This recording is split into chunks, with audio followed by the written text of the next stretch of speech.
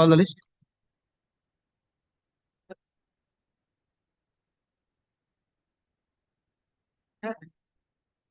I just started placing my case yesterday. Yes, you are for the respond number 8. My lord, I was just placing my affidavit in opposition yesterday. Yes. My lord, about the maintainability, I submit once again that it involves disputed questions of fact, and therefore report is not the forum. Now, Lordship, kindly take my opposition, my lord. I'll place a few paragraphs, and then I'll make few submissions. Kindly have a look to page 2 of the opposition.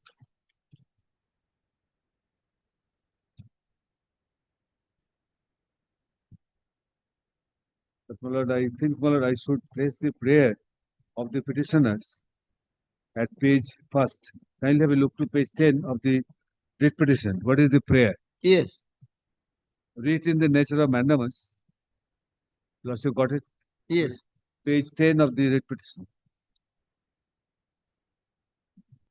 Not to construct any pakka building for waiting room or for any other purpose without acquiring the plots of land of the petitioners. Without acquiring the land of petitioners, as stated in paragraph 2. Kindly look to paragraph 2 of the writ petition. The description of the plot of land has been mentioned there. Page 5 of the writ petition at the bottom, scheduled plot of land, page 5. Plot number left 117 and then 117 by 1183, that is Bata. Now the nature of land, Jol, and the nature of land is Vastu. The quantum of land is 2 decimals against plot number 117 and 0.1 decimal against 117 by 1183. So, my lord, this is the disputed land. Now, my lord, kindly now, this is the plot of land. And the prayer is that without acquiring, you cannot construct. Now kindly come to my opposition. Page 2.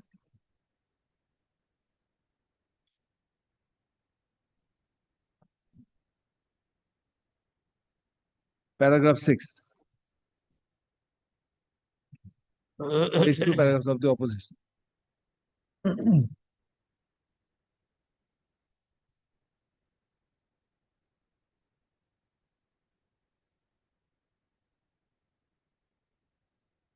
Page 2 paragraph 6 of the opposition.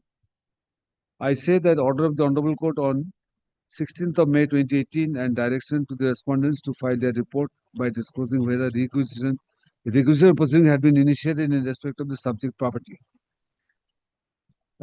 In pursuance of the order, inquiry made by Block Land and Land Development Officer Contai 2, Purva Medinipur, Vidya Memodated so send the inquiry report to the Block Development Officer, Development Development Block so Vidya Memo number so and forwarded to the Subdivisional Officer Contai dated 8th of June 2018, Vidya. Next page, memo number 614 in the said report that the land, also kindly notes this part, land had not been acquired by this office. This is first.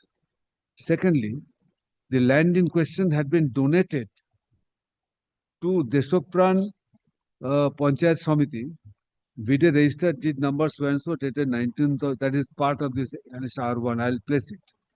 By Sri Ananta Mundal, son of late so plot number, in plot number 117, same plot, 117. There are two plots, 117, one by 1138 or something like that. What is called Bata. Now, this part is very important. Land not acquired by this office as well as the government of West Bengal. This is first one. Yes. Second is the land in question was donated to Panchayat Samiti, Deshopran Panchayat Samiti by Sri Ananta Mondal in plot number so the jail number area of land is also important. This is part of 117 plot. So he doesn't know, the petitioner do not know the the the the the the the, the demarcation of the plot. They don't know which area. Suppose they have this is a one kata of land, then it is in joint possession. And the original owners, one of the original owners was Ananta Mondol. He donated for the purpose of construction of a this shed to the Panchayat Samiti. If your lordship takes this inquiry report, that is the next year. But before that one, I'll show to you some other paragraphs. Then I'll take that. Now, if your lordship takes the reply, these two statements have not been denied at all. Paragraph number 6. Paragraph number 6. Reply. Yes, reply. It is dealt with. Page 2 of the reply. Yes. Paragraph 1 to 10 have been dealt with in paragraph 3. The kindly says the specific statement, land has not been acquired, the land in question has been donated. There is no denial of anything in this paragraph 3. If I may place paragraph 3 once. Yes. I do not admit anything beyond record. I further say that petitioners are recorded owners, being plot number so and so, Purva Medinipur, area of land. This is the important. I do not admit anything beyond record. I further say that petitioners are recorded owners, being plot number 117, jail number so and so, area of land 0.2 decimal out of 3 decimals, police station corner so and so, and the land in question had converted from Jol to Bastu in the year 2015. Your petitioners have been possessing the land in question since the date of purchase on 9th of October 2007 and 23rd April 2014. The respondent number 1 became owner, being plot number 117. The respondent number 9 is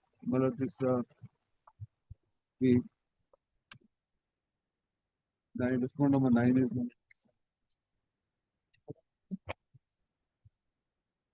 9 is Sabhapati Kontai to Panchayat Samiti. It is the statement of the petitioners. Became owner, being plot number 117, nature of land Jol, area of such and such, out of 3 decimals. This out of 3 decimals of plot number 117 is very vital because the land is not demarcated. And as your lordships observed yesterday, that the other corners are not present before your lordship.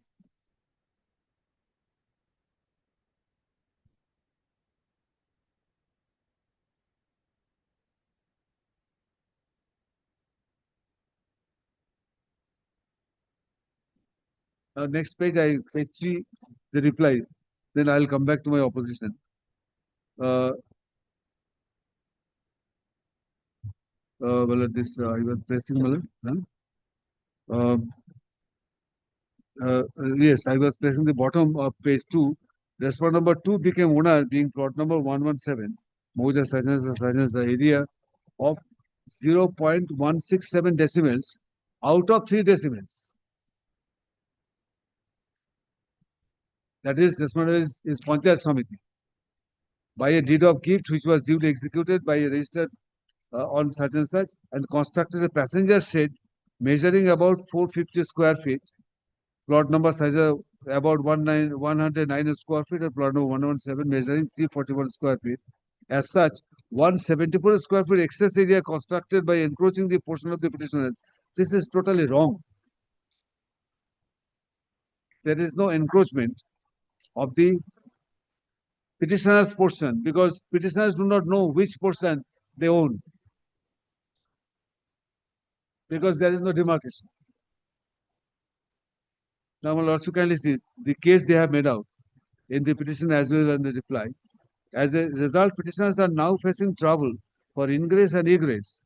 It is needless to say, only 5.3 feet wide open, only approach directly with PWD road, that is, logically, it is needless to say, only 5.3 feet wide open. I don't, it's not correct English. Anyway, open only approach directly with PWD road. So it is admitted that 5.3 feet wide road is open for egress and ingress. It is admitted here. The contrary to Rasulpur Road for the petitioner. It will be evident from the sketch map which was prepared on that so and so, marked as so and so, in opposite, which was filed by the such and such. Excess area. My lord, this excess area is really, my lord, he demands. And this money in Bengali it is called abdar. Excess area. Now, excess area I'll explain immediately.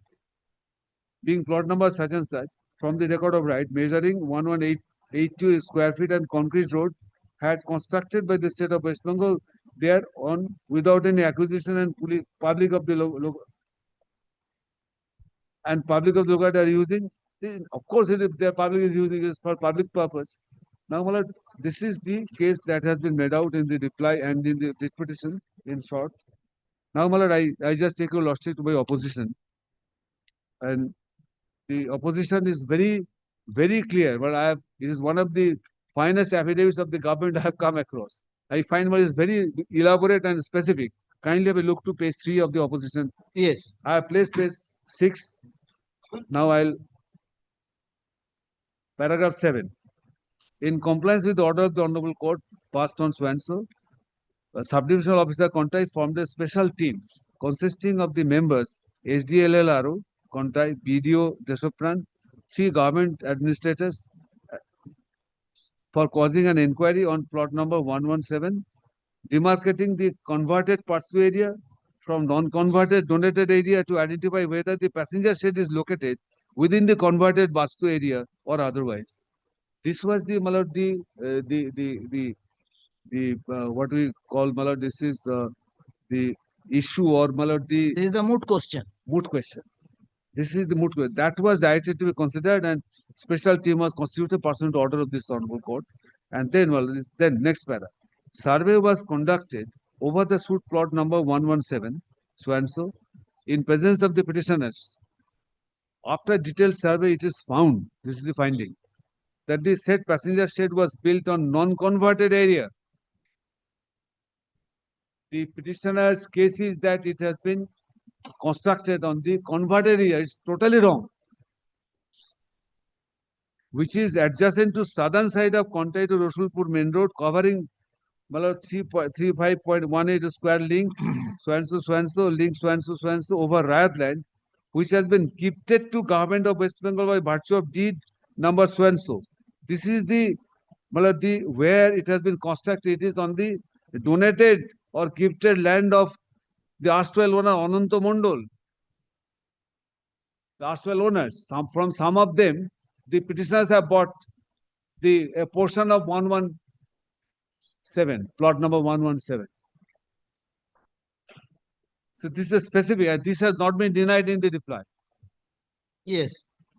So, my lord, I repeat, passenger shed was built on non-converted area, which is adjacent to southern side of Contai to Rasulpur main road, covering so and so area, over Rayat land, which had been gifted to government of West Bengal by virtue of deed number such and such. The rest of the land is now vacant. Converted area is lying with the approach road, which is the mandatory. Lordship was pointing out yesterday that side road is open, and this converted area is lying with the approach road, which is mandatory part of conversion under section 4C WL Act. Some portion is to be kept vacant. Now, the passenger shed conducted over plot number 11 is not creating any encroachment over the 2 decimals of pass-through area in respect of which conversion was granted to the petitioner. Specific. There is no denial as such. He has to deny. There are some vague denial. Your Lordship knows I did not tell you, Lordship. Vague denial is no denial at all. There are judgments. I have not brought those judgments, but this is well-known proposition of law. Then, it has transpired from the deposition of adjacent plot holders that the suit plot was lying vacant for a long period and passenger shed was constructed in the year 2018 for the welfare of commuters on the part of the plot of the part of the plot. Rest area of the land is lying vacant till now. Well, somebody approaches the court, but he has to satisfy what prejudice he has suffered. No prejudice has been suffered. Ingress is a wishful thinking of the petitioners. Ingress has not been blocked in any way. I'll press the other parts. Kindly have it to look, Malad. Then, Malad, paragraph 8. I say that a report along with the sketch map has been filed by the respondent number 6 on so and so, stating the stand of the state of West Bengal in connection with the above matter. A copy of the report is arranged. I'll place that later, if necessary. Then paragraph 9.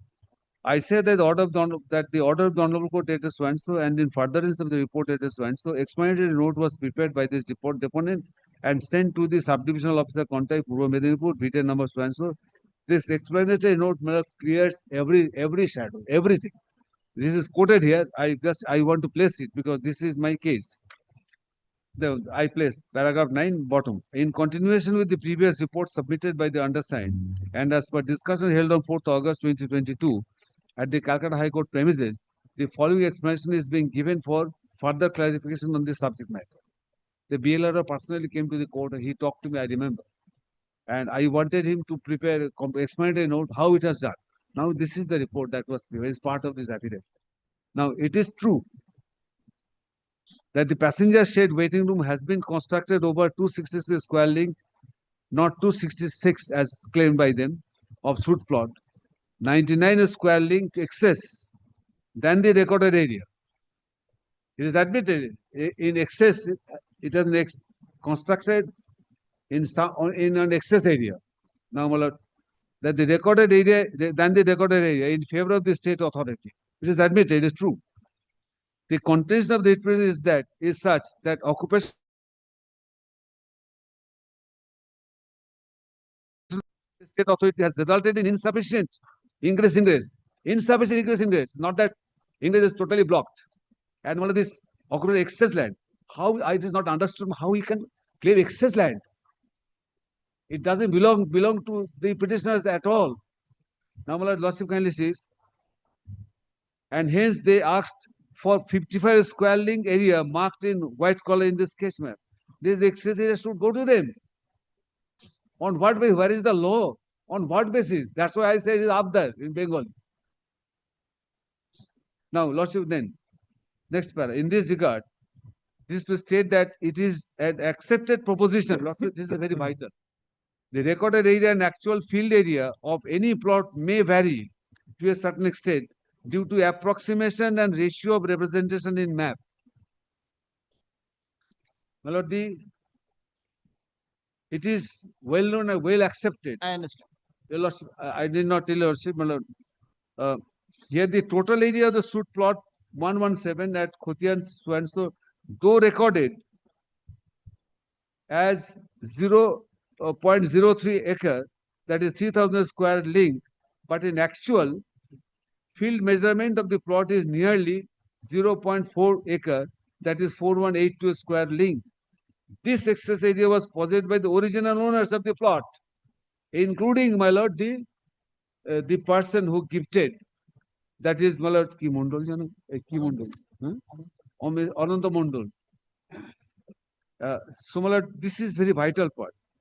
The writ petitioners purchased part of the suit plot measuring 2.3 decimal, equivalent to 2,300 square link by virtue of 3 different registered deeds from different owners. In the sketch map, their joint possession has been marked. The joint possession is still there. The petitioners purchased from some of the erstwhile owners a portion of that 117. They do not know. Let them specify which part of this plot is possessed or owned by them. They don't know. They are claiming the excess portion, 55 square link. That should be given on what basis? Now,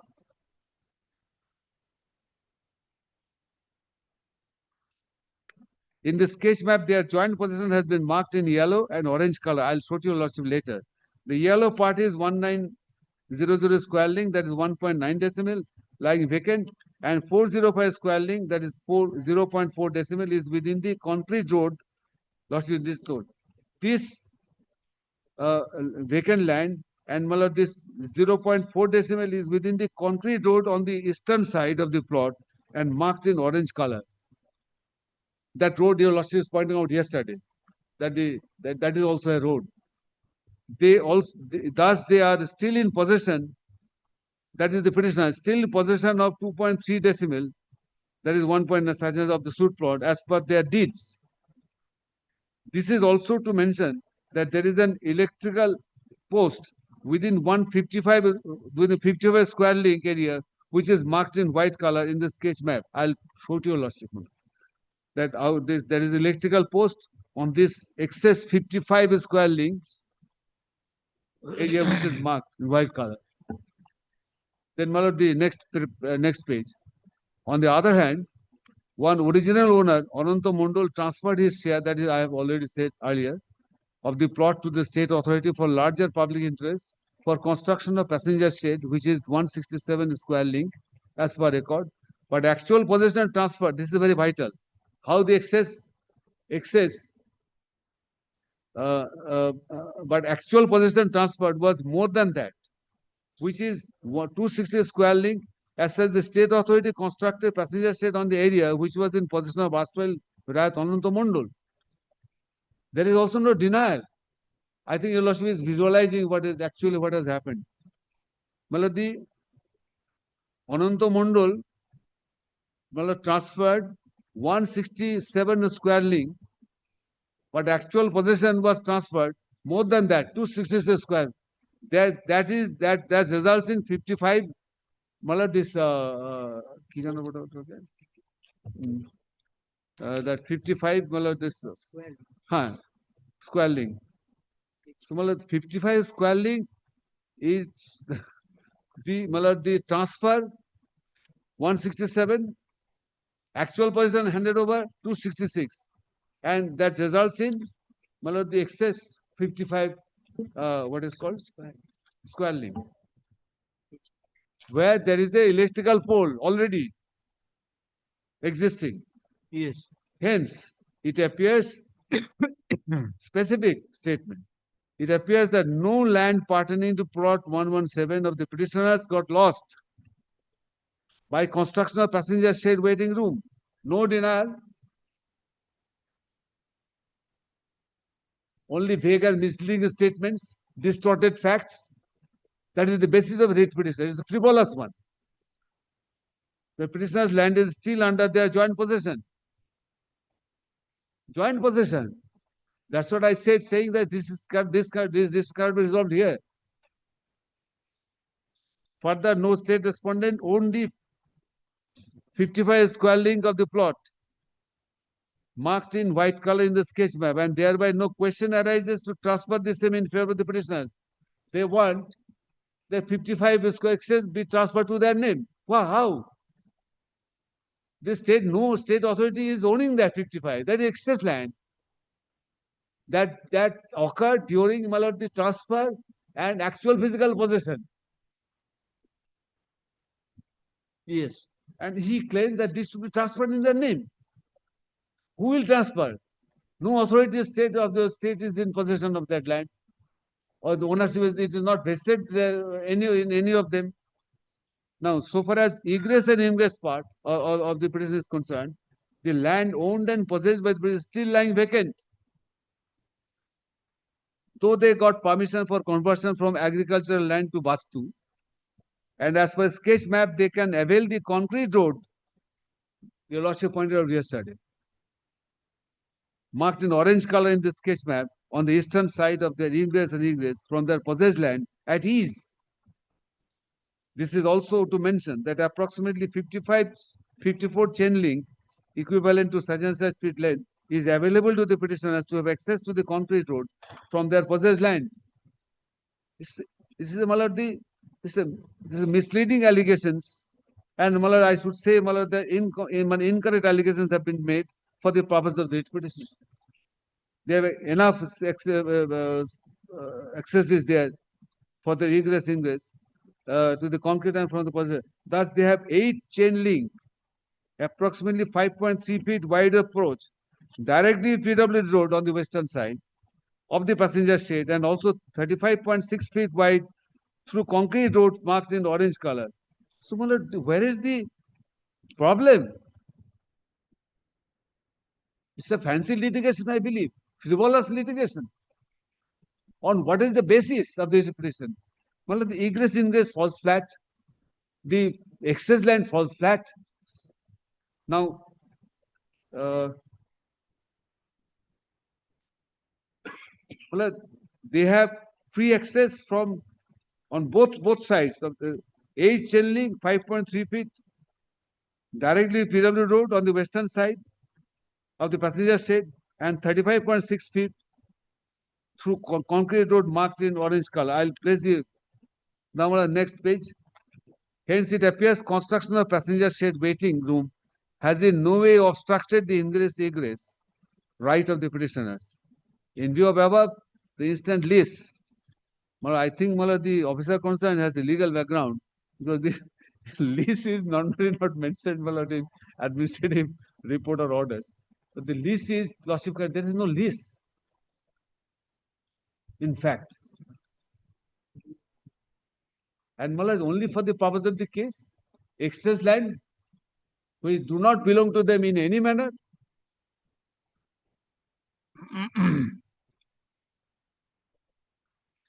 Now, this, if your Lordship takes, then none of these statements, this has not been denied in the reply at all. I can place their reply. This includes this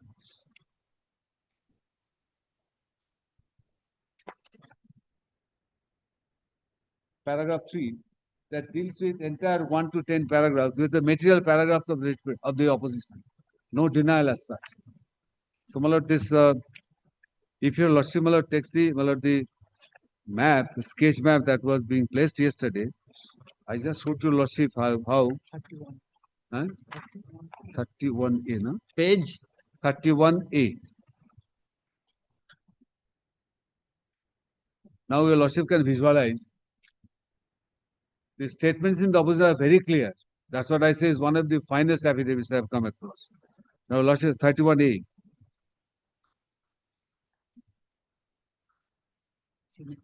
Huh? Well, the right hand, in orange, জনসাধারণের যাতায়াতের জন্য সিমেন্টের ঢালাই রাস্তা. And this, and the green color, Kanthi হইতে pitch রাস্তা রসুলপুর, কাঁথি হইতে pitch Rasulpur পর্যন্ত, দাগ number 62. This বিশ্রামাগার, Lordship got it, this is the বিশ্রামাগার. And this 117 is the plot. This 117 is the plot. This has been the remaining part encroaching 117 is the donated land of Mondol, Ananta Mondol. And at the time of possession, it varies. 55 square link found to be excess from the transferred land and the actual possession of the land. And now it is being used for the public purpose. And the question of acquisition, there is specifically stated there is no acquisition because there is no need for acquisition. What is the necessity? The construction has been made on the donated land, gifted land by erstwhile owners, Ananta Mondol. So where is the infirmity? There is no illegality in doing it. And specifically as not creating any encroachment over the cruise estimates of Bastu area in respect of conversion was granted. Specific, the specific explanatory note is very specific. So, I don't think any case has been made out. This is a frivolous petition. It should be dismissed with costs. Because of this is the fourth time.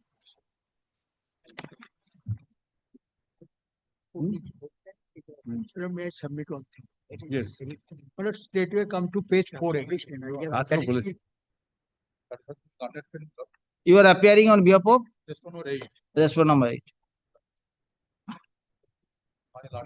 Who has constructed? Elaborate submit to the same, not only addition that not, there is no case of petition of that. Egress and egress has been blocked. There is no case in the petition.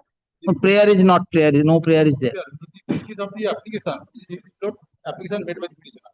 I am reading not page. But there are contents that he is Only they want some contents in the writ petition is there in the averment. That's ingress and egress has been obstructed. that is not their case at all. Page 43 the Milord made putting of the petition. Page 43 the application made by the petitioner. On which basis the application has been blocked or filed. Milord, may I read out Milord? Page. Page 43 of the writ petition. What is this? Representation. Page 43 of the writ petition. What is their application is Milord? I am reading. মহাশয় দরখাস্তকারীগণ নিম্ন পদক্ষেপবর্ণিত সম্পত্তি Representation. page 43 Yes. মহাশয় দরখাস্তকারীগণ নিম্ন পদক্ষেপবর্ণিত সম্পত্তির মালিক খাস দখলীকৃত সম্পত্তি হইতেছে এবং দরখাস্তকারীগণের নাম বর্তমান সেটেলমেন্টে রায় হিসাবে নাম নথিভুক্ত হইয়াছে এবং খাজনা প্রদান করিয়া রসিদপ্রাপ্ত হইয়াছে। দরখাস্তকারীগণ নিম্ন পদক্ষেপবর্ণিত সম্পত্তি কনভার্সন কেস নাম্বার সাতেন্সার মূলে বাসুদের বন্ধ করিয়া ভোটগ্রহণ করিতেছে।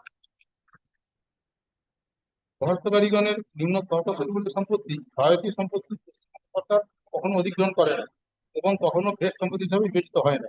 প্রকাশ থেকে যে সভাপতি মাটি পঞ্চায়েত সমিতি পূর্ব মেদিনীপুর মহাশয় গত ইংরেজি 16/3/2018 তারিখে প্রকাশ্যে ঘোষণা করে যে দরখাস্তকারীগণের নিম্ন পদক্ষেপবর্ণিত বিশ্রামাগার নির্মাণ করা হইবে এবং গত 18/3/2018 তারিখে ওই দরখাস্তকারীগণের বিনা অনুমতিতে বিশ্রামাগার নির্মাণ কাজ চলিতেছে। দরখাস্তকারীগণের কোনো প্রকার নোটিশ এবং ক্ষতিপূরণ উদ্যোগী হয় নাই। Their case only ক্ষতিপূরণ। Compensation. Not only ক্ষতিপূরণ. They have never said that my ingress and egress has been blocked because they are getting special as per their case. They are getting special for the ingress and egress. Only their prayer is for compensation. But their case is not at all there. They have been not deprived from any portion of the land what they have purchased. That is not their case. And elaborately stated that the petitioner has been allotted the conversion and convert portion to him minus that the rest portion which is lying, and there is also one co-share or another co-share there Panchavan Maiti. It is also one co-share that will appear page 19. That one co-share is also there. Other co-share also there. The rest portions are there. Who is the other co-sharer? Record says that page 19. Read petition. Read petition.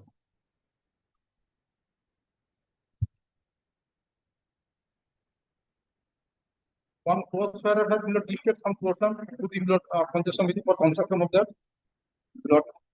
Another co-sharer is there. Panchavan Maiti, page 19. Page 19. Right, 19. What says it, Lord? সরকারি রাস্তা পূর্বে অবশিষ্টাংশ পঞ্চান্ন Maiti. That is what rest portion of the land is the পঞ্চান্ন Maiti owner. And Milord, another Milord, I have made query with the Jilla Parishad. There is provision for acquiring of the land for the public purpose by the Panchayat Samiti. Panchayat Act says so. I inquire why you have not acquired the land as per Panchayat Act. They said that as the donation has been offered by the from the one of the co-sharer, that was not required because the petitioner, as per Panchayat Act, there is provision for acquiring the land if they require Panchayat Samiti or Panchayat require for the public purpose, they can acquire the collector. But that was not required because some portion is from government land and rest portion is accounting from royalty land.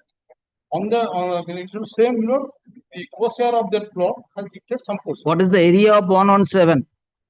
and the Bata plot, total 3 decimal. decimal. Total 3 decimal. No.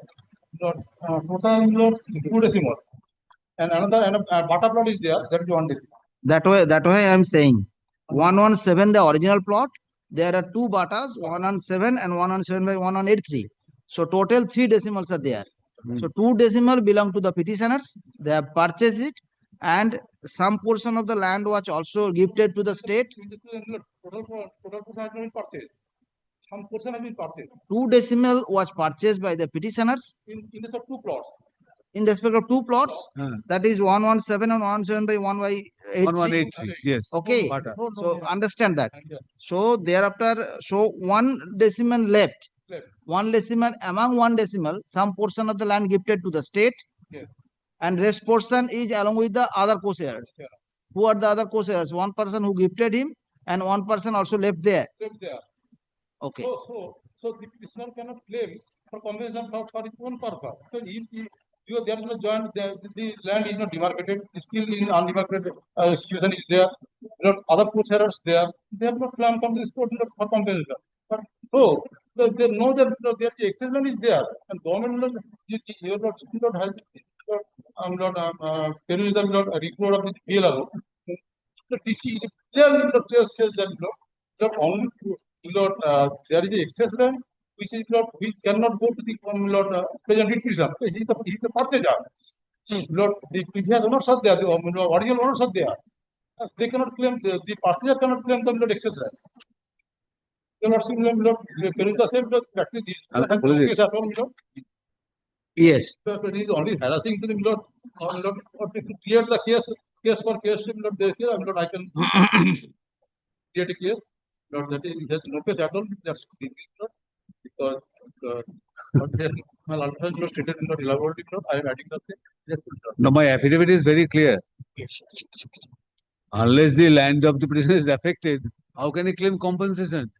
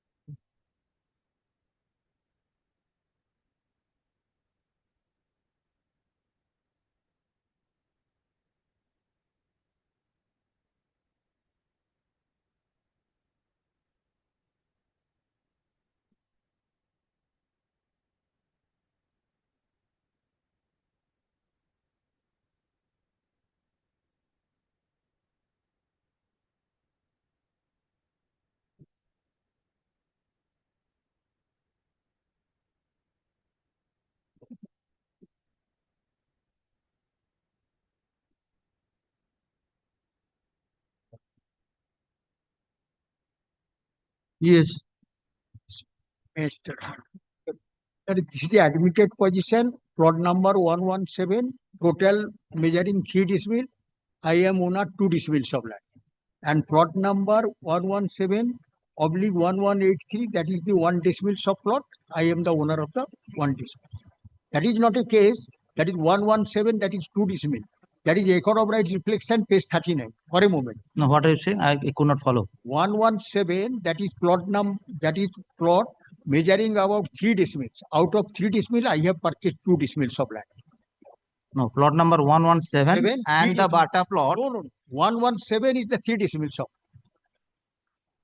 That is record of right reflection 39. And deed I have annexed all. 3 decimaler মধ্যে 1.5 decimal বাদে পশ্চিমাংশে 1.5 decimal. Total plot is 3 decimals. That is page 39. And what is the area of the Bata plot? Bata plot, that is the Zero. area of the 1 decimal.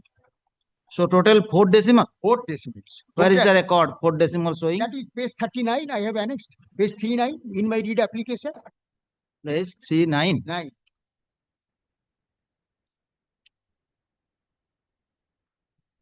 Three 8 and 3 9.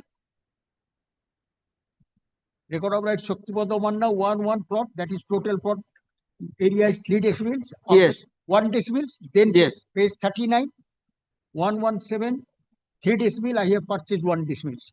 That is Vishnupada Manna. That means out of 3 decimals, I have purchased 2 decimals. And plot number 117/1183, that is 1 decimals. That is no dispute. And I have, by an order of conversion, I have converted 2 decimals of land. Actually, plot number 117, that is 3 decimals, but in the spot measurement, that is 4 decimals. Actual area 117, that is 4 decimals. That will be reflected. Straightway come to page 48. 48 their opposition. 48 their opposition. Now, show me how you purchase 2 decimal plot Plot. in plot number 117. Yes, that is my deed I have annexed. Yes, show the deed. Yes. Page 13, first deed 13. Yes. Undivided. First deed you have purchased 4 by 5 decimals. No. হ্যাঁ পূর্বাংশে অত্র বিক্রয় 4.5 decimal. Then you purchase 3 by 4 decimal in the next deed in plot number 117. That is specific demarcation is there. No, you just see yes, the yes, your yes. schedule. Yes. Your schedule. হ্যাঁ অত্র বিক্রয় 4.5 decimal. That is the first 19 page. In the next deed, So first deed you purchase 4 by 5 decimal 5 decimal. of plot number 117, 117. and in second deed you purchase 3 by 4 decimal 3 by in 4 plot decimal, plot number 117. 7. So total you purchase 1.1 by 10 decimal, not 2 decimal. Yes. 1%. Then my lord, but recorded. Yes. I am telling. And Bata plot in the page 30. Plata plot is separate Plata is plata plot. Yes. I have. So 117 is lying beside the front road. Question of road is otherwise. I am talking this. Yes. That is the total area I have purchased. Total area you have purchased separately from each plot. Each plot. And that is my record of rights reflection. That is I have purchased and conversion order was, that is page 40 and 41. Yes. Page 40 and 41. In plot number 117. That is plot number 117. That is the allowed 0.01 and next 41 out of 3. So you converted the more plot than your ownership. No question about what. That is the actual figure. But in the separately record of rights reflection, what I have purchased. Forget about the record of right. What is the your owner? Forget about record of rights. Yes. But conversion order was passed on my application according to my deed. Yes. That was So the reflection. more portion was converted. No, more portion was not converted. That is 0.1. 0.1. That means 1 decimal. 0.1 decimal. That was conversion order was passed. Then that is the straightway come to the page 48. Their opposition. Page 48. I am not claiming the excess area of the land. Nobody will claim. At this stage, nobody will claim. Any co-sharer will not claim because concrete road was prepared long before. Actually, that is page 48. Their measurement in presence of the page 48.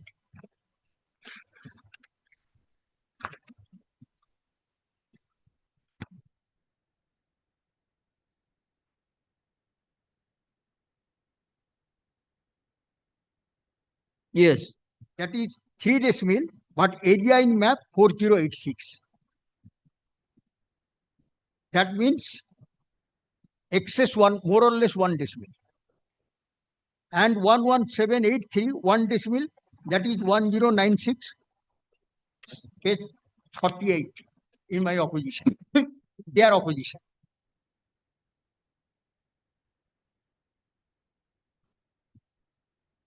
Waiting room area 450 square feet.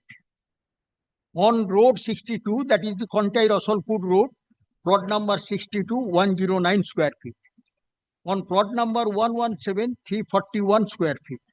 concrete road in plot number 1173749 and 117/1183286. That means excess area that was constructed a concrete road long before, that is using public road. At present, plot number 117, that is 3 decibels, more or less 3 decibel, and 117/butter plot 1183, that is 1 decibel.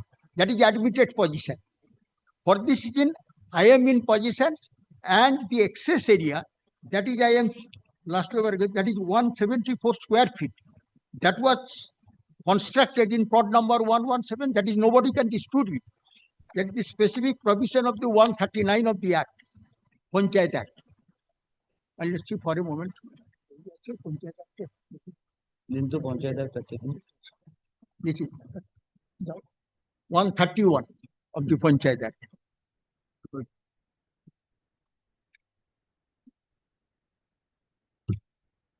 The Panchayat Samiti has constructed this waiting room. I have submitted that.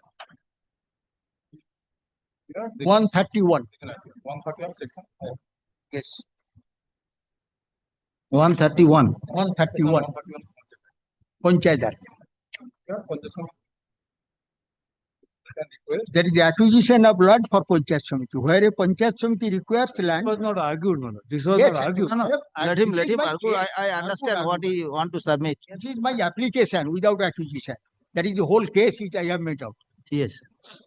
Where a Panchayat Samiti requires a land to carry out or any of the purpose of this act, he may negotiate with the person or person having interest in the said land of land. If it fails to reach an agreement, it may make an application to the collector for the acquisition of the land, who may, if he is satisfied that the land is required for a public purpose, take steps for acquire of the land under the provision of the Land Acquisition Act 1894. That means it's the admitted position, their own sketch map, own survey act, that is, he has constructed excess area which was donated only 16 decimals, that is 174 square feet in plot number 177. Somebody else says that. 117. Yes, yes, question. That land is not, government is not permitted. The Panchayat Samiti is not permitted to construct without acquisition. Only my submission is this. I have made an application. Their case, espousing their Yes, case. yes, I have made out this case. I have not, I have paid for without any acquisition. That is my prayer in Mandamas. Government will acquire these portions of land. That is 174. That is the reflection, that is measurement was made in presence of the both parties. Nobody can dispute it. That is my whole submission, my lord. That's it. And my lord, apart from this reflection of the own sketch map, that is concrete road was prepared, public was used for long time. At this moment, there is no question of excess land. What is your land over plot number 117? 117, 117. What is your portion of land over plot number 117?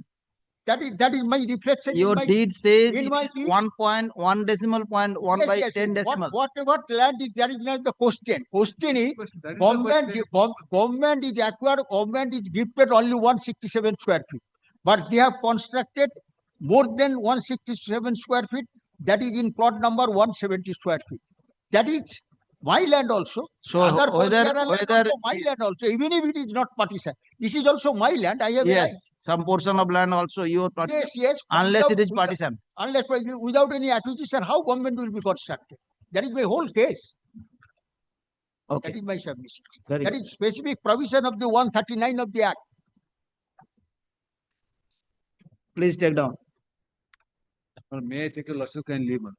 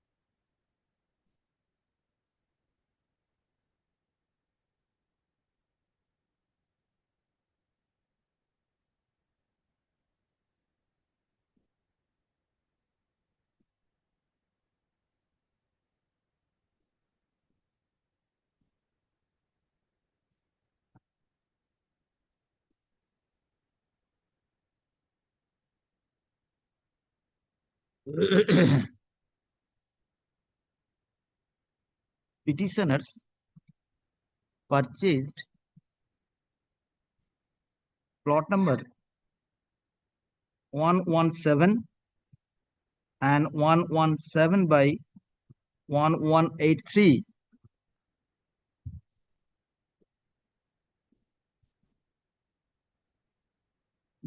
purchase some portions of plot number 117, portions of plot number 117 and plot number 117 by 1183 of land within Mauja. What is the Mauja? Purba Mukundapur Purbo Mukundapur.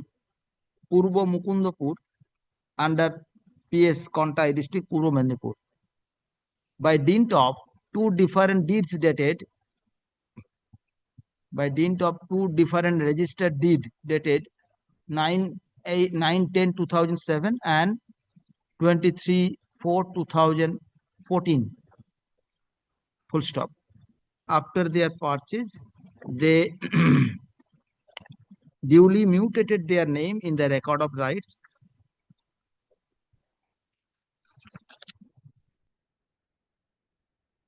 They also prayed for conversion of the land from jail to Vastu. On their prayer, the concerned authority has allowed the conversion on 14th of September 2015. Full stop. It is the case of the petitioner that one of the co-sharer of those plot of land gifted 11167 divided by 1000 decimal of land in favor of the state of West Bengal for the purpose of construction of public waiting room. It is the case of the petitioner that the state of West Bengal has constructed the public waiting room in the year 2018. in the year 2018 beyond the area which was gifted to the state authority. It is the contention of the petitioner that no process of requisition or acquisition was done, but the state respondent directly encroached the portion of the property of the petitioner. It is the positive case of the petitioner. The state authority cannot construct the Pakka waiting room over the plot number 117 without following the proper procedure for requisition and acquisition, by which the petitioner's right to get compensation was waived. Hence this writ. Learned counsel for the petitioner further submits that in terms of the direction of this court during the pendency of the writ petition, the concerned authority in presence of the petitioner has conducted survey over the plot and a hand sketch was prepared. It appears from the survey that admittedly the said public waiting room was constructed beyond the area which was gifted to the state authority. On that score, the case of the petitioner has been successfully proved. He submits that by virtue of provisions of 117, 131 of the West Bengal Panchayat Act, the concerned authority is required to encroach the land by giving the proper compensation to the petitioner. Full stop.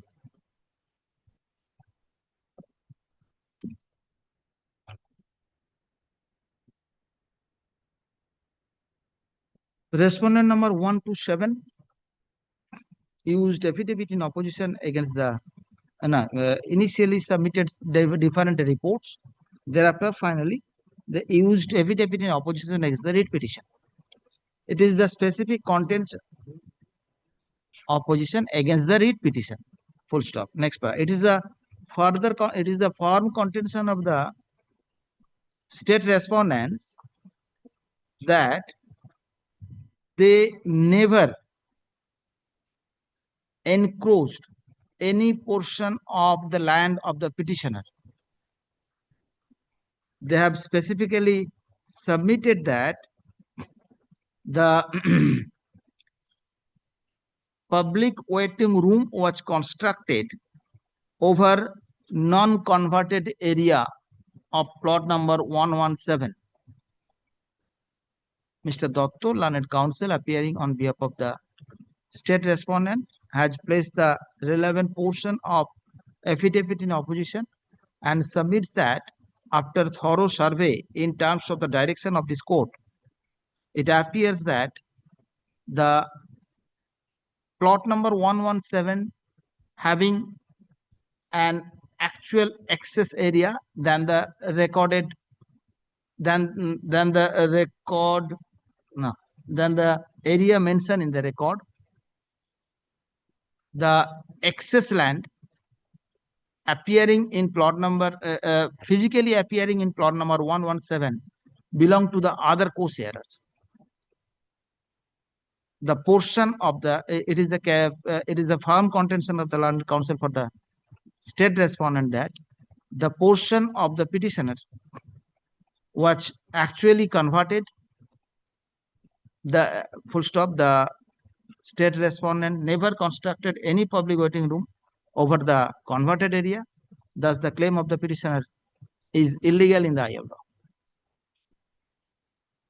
He submits that the report as well as the sketch map has appended along with the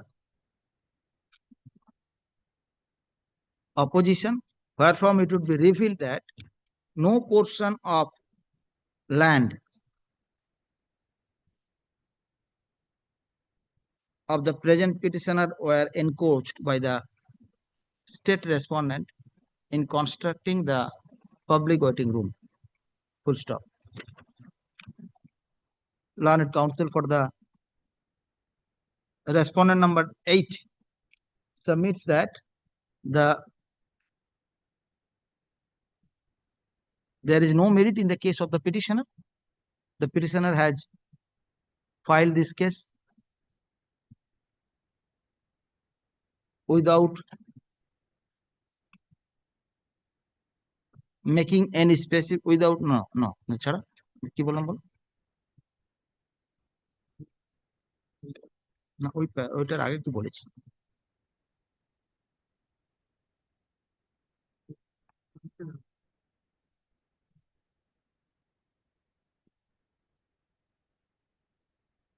ওইটা paragraph করে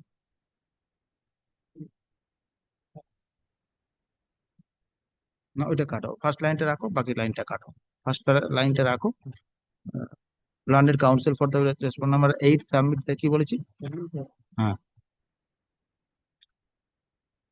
there is no merit in the case of the petitioner. Moreover, as per provisions of section 131 of the West Bengal Panchayat Act, if it is required or appears to the Panchayat Samiti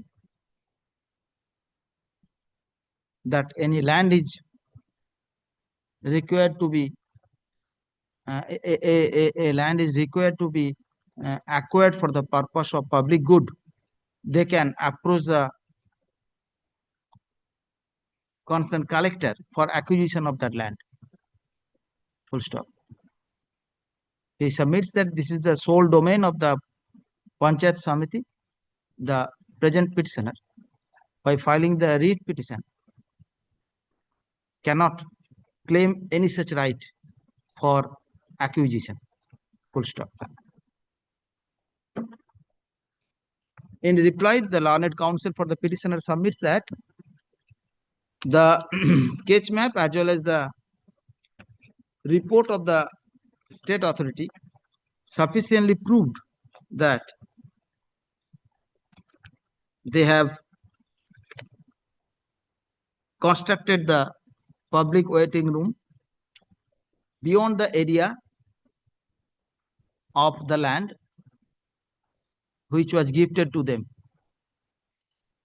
Thus, in this case, the state authority may be directed to initiate a proceeding for acquisition of the land so that the co-sharer of plot number 107 may get the sufficient compensation. Full stop. Having heard the learned counsel for the parties and also considered the pleadings, it appears that the petitioners are the purchaser over plot number 117 and plot number 117 by 1183 plot of land. Full stop. Total area of plot number 117 is 3 decimal.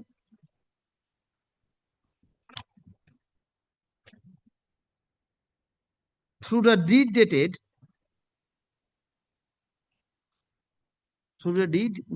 9/10/2007, the petitioners have purchased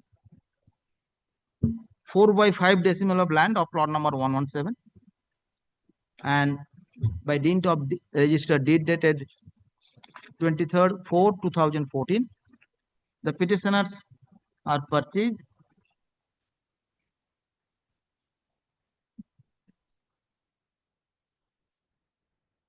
3/4 decimal, 3/4 decimal of land of plot number 117. In total, they have the right over the plot number. They have their joint right over the plot number.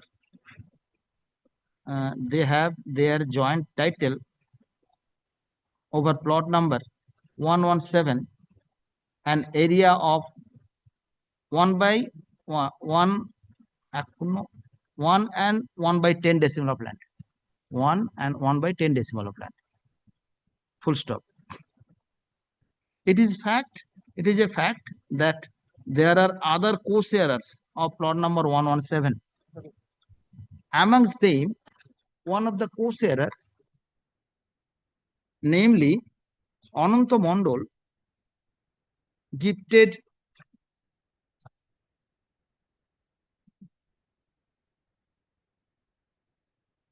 167 by 1000 decimal of land in favor of the state of West Bengal for construction of public waiting room. It appears that at the time of conversion, the petitioners are allowed to convert 2 decimal of land in plot number 117. So, on arithmetic calculation, the portion of land converted in favor of the petitioners is access to their right over plot number 117. Full stop.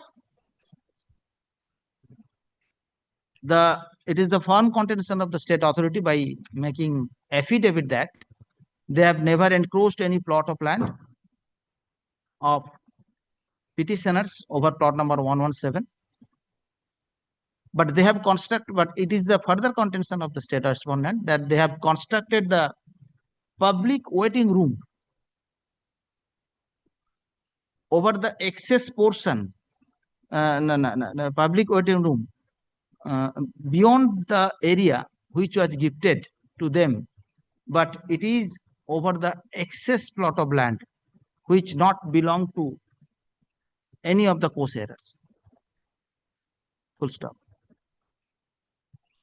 On plain perusal of the entire case, it appears to me that the petitioner, the state of West Bengal, and other co-sharers are the other owners of plot number 117 and plot number 117 by 1183 are the co-sharers of a joint property. Whether the state of West Bengal as a co-sharer encroached any excess portion of any co-sharer is not the is the question before this court. This read court cannot determine the encroachment of any co-sharer over a plot of land. If the state of West Bengal has encroached any portion of land of the petitioners, that can be determined by only by the civil court.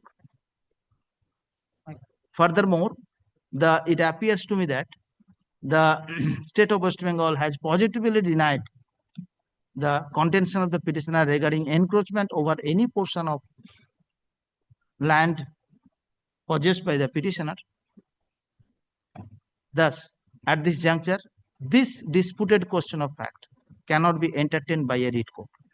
Under the above observation, I find no justification to interfere with the dispute between the co-sharer of plot number 117. Thus, the petitioner may approach the civil court for desired relief. I make it clear that if the state of West Bengal appears to encroach any portion of land, or it has been proved by a civil order of a civil court that the state of West Bengal has encroached any portion of land beyond any portion of land beyond that was gifted to the state of West Bengal, the concerned authority must have to initiate a proceeding for acquisition according to the law. Under the above observation, I find no justification to entertain the petitioner. Accordingly, the instant petition is disposed. May I submit? Yes. My submission should be recorded by submissions. In that sketch map, the concrete road was constructed. That is the measurement 747 square feet in plot number 117 and 285. That is butter plot number 117/1183. That should ওইখানে be ঢোকাও তো learned counsel for the petitioner যেটা বলবে submits that at the right side of a of the plot number 117 there is a concrete public road which was constructed much prior to the creation construction of public waiting room.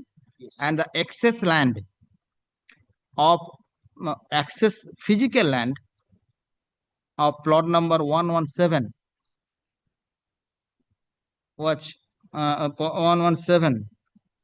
was lying in the said concrete public road. And that is my one submission. And second submission, regarding constructions of a waiting room, the front portions of the land of the petitioner totally blocked. Okay, ওটা করো। And in the sketch map, it was not specifically demarcated which portion I have converted. In their own sketch map, that is not specifically Okay, demarcated. okay. In which ওটা portion I আরেকটা have question, the learned counsel for the petitioner further submits that by construction of such public waiting room, the state authority had actually blocked the egress and ingress of the petitioner from their portion of land to the PWD road. PW. That is contact to Rasulpur. PWD road. Full stop. And my specific case is this, the converted area that is not demarcated in this field map. He submits that এটা reply লিখবে এটা যখন reply বলেছেন learned counsel for the petitioner further submits that না এটা he submits টা কাটো learned counsel for the petitioner further submits that the state authority has not properly demarcated which portion of the land of the petitioner was converted. Which portion of the plot of the land of the petitioner in plot number 117 was converted to bus 2 from জল, full stop. এখানে আরেকটা প্যারা লিখে দেবে, আমার জন্য observation করব। এখানে last observation, the prayer, no, the submission of the learned counsel for the petitioner regarding the regarding the passage of the petitioner, regarding encroachment of the passage of the petitioner is fall under the right of easement, which can be very well established by the order of a civil court.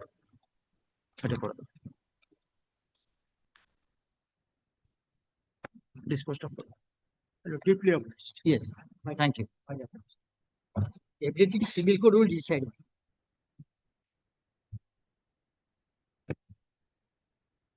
Next.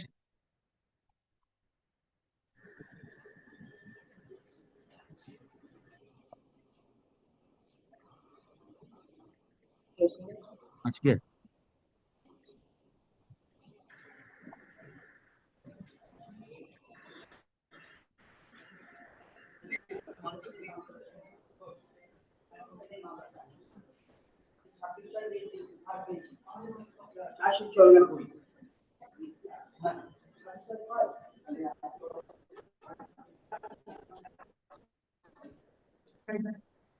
My lord, yesterday I have mentioned the matter and I have also informed the opposite party also, and this is the affidavit of service that I have already informed.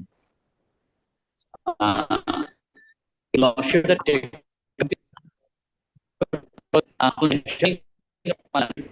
you are not properly audible, sir. my You lord, are not properly audible. What is your submission regarding their prayer for extension of interim order? My lord, I cannot hear you.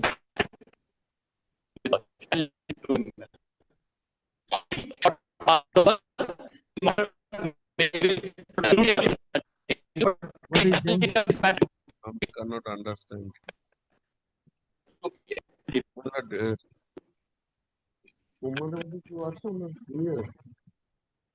I cannot hear you.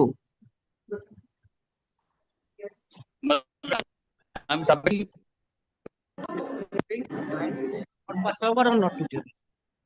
My lord, I'm pressing before Lordship to make it short passover and kindly take up this matter at 2 p.m. Lordship.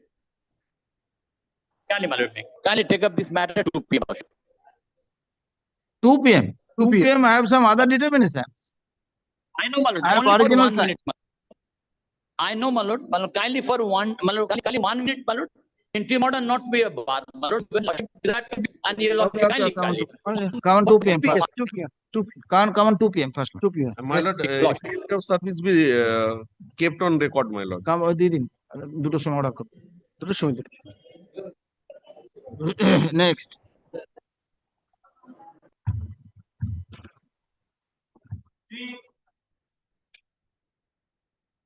Number 3, my lord, I'm praying for not today, my lord. Why not today? My lord, the This learned, is running in the list in the motion matter, my lord, and you are submitting not today. my lord, advocate, Only senior 2 advocate. days I am taking the group 1 matters. Next week, he's suffering from a fever, viral fever, my lord. Then what can be done? My lord, I don't know about petition. I don't know about. My lord, every day they are taking time. That's why I'm asking why it is pending since long. Yes, so only for that reason, my lord, they are taking time. Now, what is the status? Whether My lord, as because whether my lord, pleadings there is a complete? provision. My lord, if your lordship will see the provision, that is 10, 1, 2, 3, and 4, my lord. That 10, 1 notice has 10, 1 notice has already been. Hmm.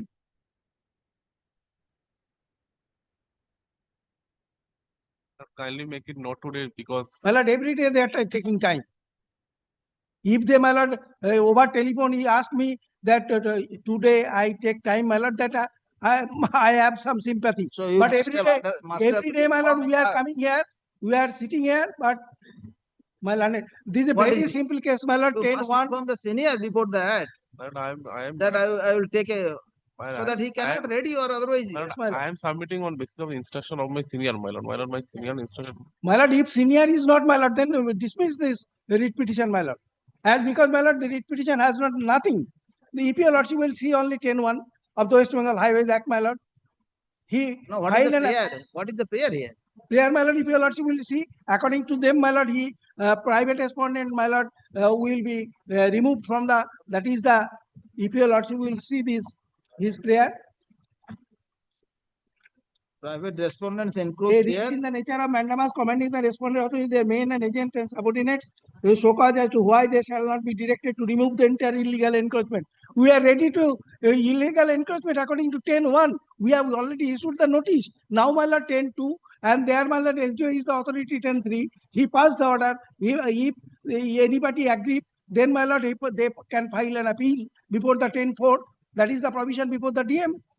But encroachment, he alleges that the encroachment is there, and my lord, encroachment was proved. In spite of that, they are taking time. My lord, they must withdraw this case, or your lordship dismiss this application. Every day, my lord, my lord, continuously 3 days, my lord, he is taking time. We are every day, my lord, we are coming. My lord, section 10 is very clear, my lord. That is encroachment before the PWD roads, my lord.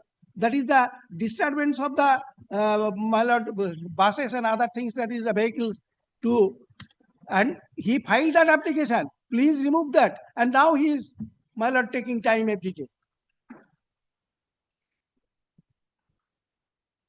Encroachment is proved, my lord.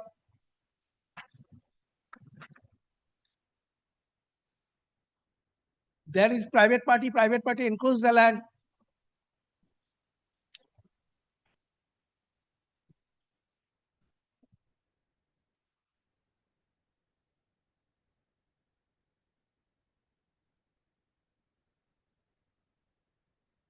তুই কালকে বললে যা কি করে দেবে, কোথায় গেল? Welcome তো একটা টেলিফোন করলে কি হতো ভাই? My lord, your lordship, it is up to your lordship. My lord, I may not want to. Very short case, my lord. Yes. It will take only 10 If or there is an encroachment, the authorities shall do the steps yes, according my to lord, according to the 10 of the West Bengal according to Highways the Act, law. They will take the steps to remove the encroachment. and Everything. their, my lord, their allegation, we proceed, my lord, according to him. And 10(1) notice is already issued. Now 10(2), 10(3), and 10(4), my lord, that is their provision. So the authority has initiated the process. Yes, my lord. 10(1) What proceeding. left in this case? My lord, he has not any case, my lord. Why this is pending, I can't understand, my lord. Since 2022, it is pending. My lord, only to file this application and give a letter to the authority that we have already filed an application Okay, before come the next authority. week. Not this week. That means today, only 2 days I am taking the matter. Yes, Thursday and Friday first up. So it would appear next Thursday, yes, my lord. not today, not this week. My lord, item number 9 also, my lord.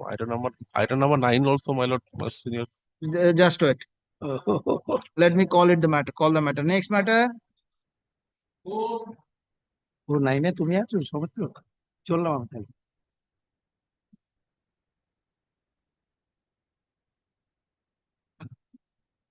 The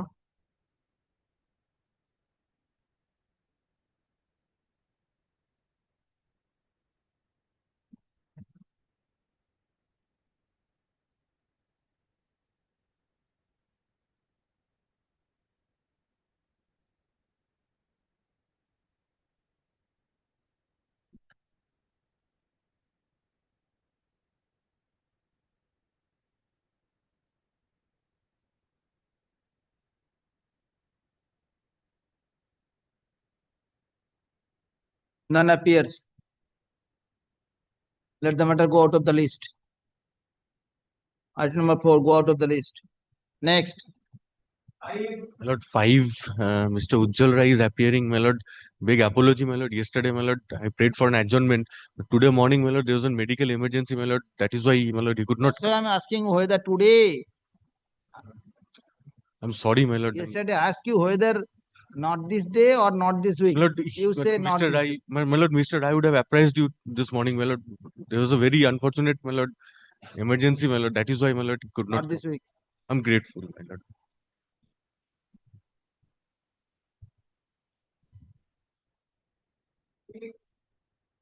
This matter has become, my lord, the infructuous. My lord, reference proceeding has already been started and sent to the, my lord, the learned trial court under section 18.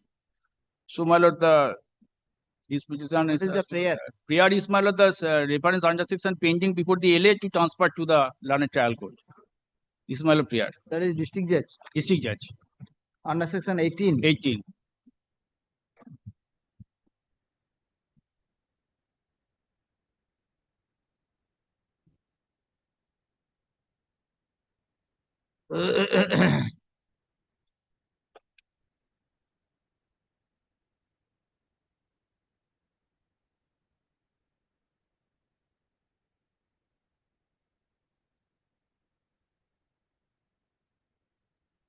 Already the said case has been referred to the learned district judge under section 18 of the LA.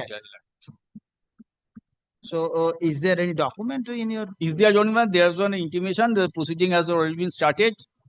So, as per instruction, my lord, I am telling your lordship that You are appearing on behalf of the. petitioner, I am petitioner. Swapon Kar is there when advocate on record. My lord, his last 2-3 days, my lord, aged man, he's a high fever. He has not come to court. So he has instructed me to inform the court. This is my lord the So you are appearing on behalf of the petitioner, petition. who is for the state authority. State authority 6 হচ্ছে 6 হচ্ছে 5 go out of the list. No, 5 not this today, week. not this week. Please take down.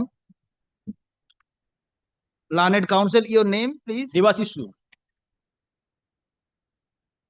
Learned counsel, namely Namta now, appearing on behalf of the petitioner, submits that the matter has already been referred before the learned appropriate bench, appropriate court within bracket district judge for reference under section 18 of LA Act.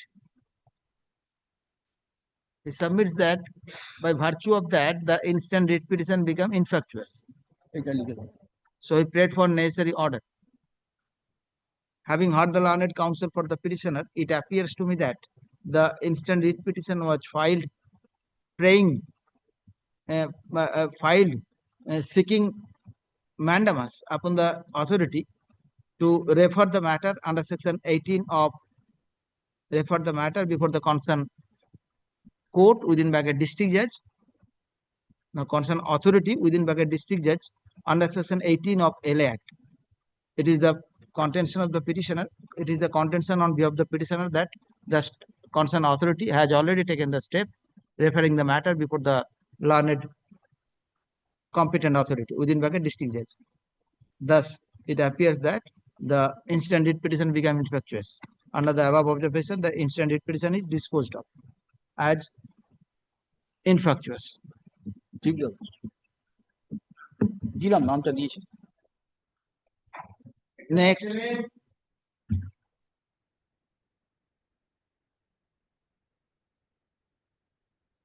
first call. 8, my lord, I am appearing for the petitioner. Yes.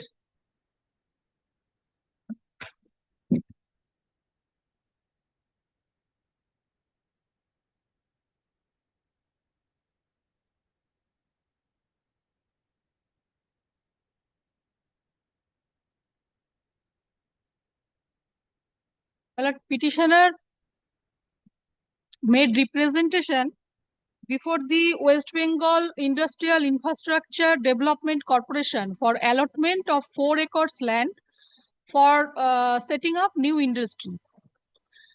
88 acres land allotted to the West Bengal Industrial Infrastructure Corporation by the state government after acquisition. And notification issued for the new set of industries application. Petitioner along with the other interested person made the application for allotment of 4 acres land for setting up new industry. Yes. Petitioner made several representation,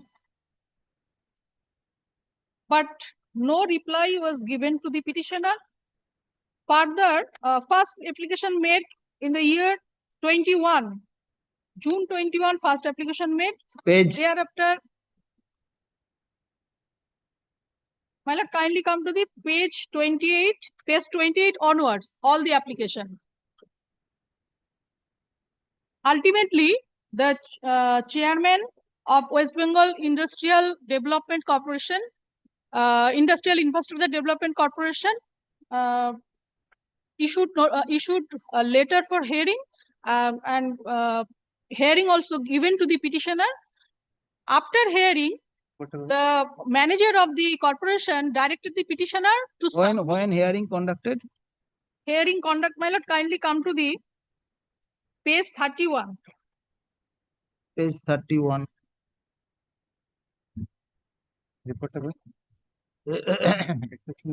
This is your letter. Thereafter, yes, representative. Thereafter, page 32. Page 32. Directed the petitioner to submit all the relevant documents and made a comprehensive representation before the authority, annexing all the relevant documents. Petitioner made comprehensive representation annexing all the documents. But after hearing, no order was passed, even no reply. Petitioner appeared before this honorable court, filed this writ petition. First, the matter came up for hearing before the Honorable Justice Shubhra Ghosh. After hearing, the honorable court directed them to submit all the relevant papers that the 88 acres land were allotted, and how they have allotted the land to the other parties.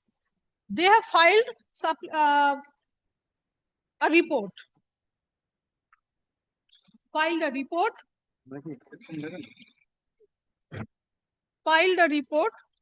That is their first report. Thereafter, matter came up for hearing before the Honorable Justice Shubhendu, my lord, before the Honorable Justice Bibhash Pattanayak, my lord. Bibhash Pattanayak. Order passed on 3rd October 2023. After hearing, the Honorable Court directed them to submit further supplementary report because the Honorable Court was not satisfied with the earlier affidavit submitted by them. Further supplementary report filed by them before this Honorable Court, and in their first affidavit, they have annexed so many documents. That document shows that total 62.05 acres, 5.34 acres, 8.42 acres were allotted to the Gujarat Ambuja Export Limited. 62.05 acres allotted to the Gujarat Ambuja Export Limited in the year 2018. Further, additional 5.34 and 8.42 acres were allotted to the same company, Gujarat Ambuja Export Limited, in the year 21 and then 22. Petitioner made their application, first application in the year 21, and that application also considered in December 2022 by giving an opportunity of hearing to the petitioner, but no order passed, no reply. Now, they have last occasion they have submitted another supplementary report complying the order passed by the Honorable Justice Bibhash Pattanayak on 3rd October 2023. Now they have annexed some documents like offer letter, allotment of land, possession certificate. Kindly come to the page 16 of their supplementary report.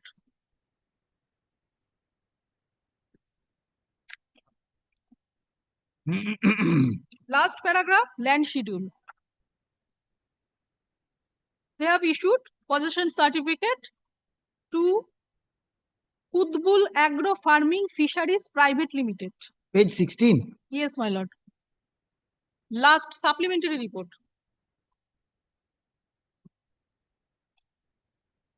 HON'BLE Agro Farming Fisheries Private Limited allotted 5.1941 acres land to that company on, and possession certificate also issued on 27 February 2007. Yes. prior to filing of the application by the petitioner. And when the hearing was taken, secretary and the secretary of the corporation directed him to her to file a comprehensive representation. Petitioner filed that comprehensive representation annexing all the documents along with a roadmap. That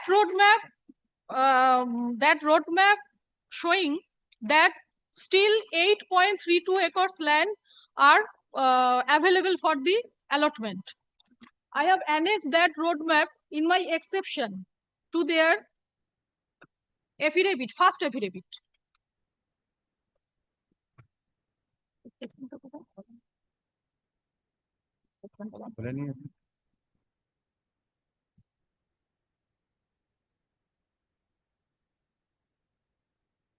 Exception to exception. Well, on the last occasion when we have filed Exception. the supplementary affidavit, Yes, there is a order from your lordship that for them to file an exception to that report. My lord, are they on whether they are going to file that exception or not? That My lord, I have prepared exception. I have prepared exception to their supplementary report. But problem is, my lord, my client is now out of state. I need She will return after 22nd May. I have prepared on instruction. I have prepared the exception. So my And, lord is going to take up this matter today, or whether they will file that report, we will go through that report, and after that the hearing will only start. one exception is there. only one exception. Now, That is the You second want to supplement. proceed with that exception? Otherwise, if you want to file that, my lord, you have to file they it. have prepared and I want to file the documents, especially my lord, I want to So you file it place the first. document My lord may extend the file it. time for them to file their affidavit, supplement File the exception. and then we can hear it together. Otherwise, hearing of Still, that my matter. lord, still 7 acres lands are available for allotment. My lord, we will Only satisfy the that, 56 your lord. over the matter. No, I have in a the- right, in the I first have a right affidavit- to know why they have rejected my prayer. My lord, In is the my first understanding affidavit, they have saying that said they will there are not no rely land. on that But exception? the document which they have annexed to the first affidavit and the second affidavit, from that, their documents, I can show that There are some lands. still 7 acres lands are available. Very well. You file the affidavit. You Yes, file that exception. Yes. Petitioner is at leave to file the exception against the supplementary report in the form of affidavit filed by the respondent number 4, 5, and 6. 4, 5, and 6. 4 to 7. My lord, we have already filed. Already Yes. filed. We have filed and I giving them liberty to file the exception against. My lord, that liberty was given. that liberty was already given Maybe as per your lordship's order on 16th of April 2025. My lord, may kindly see the order of 16th of April.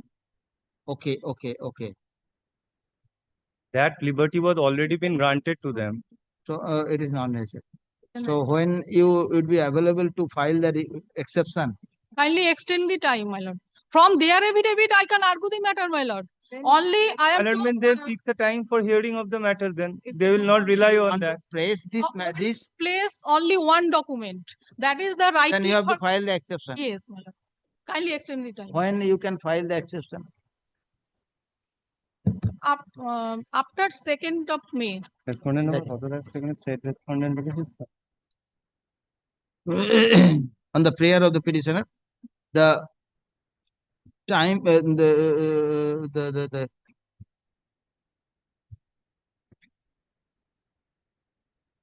filing for exception by the petitioner is extended till 2nd week of May 2025. List the matter on 15th of May under the same heading. Well, may a advance copy be served on us? Yes. 15th May, my lord. 15th May. I'm ready. 15th. 15th May. 15th May. Already order is there to file advance copy. Well, I'm grateful. Next. Item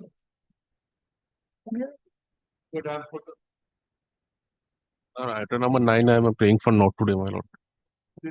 Not this week. Great. Next. My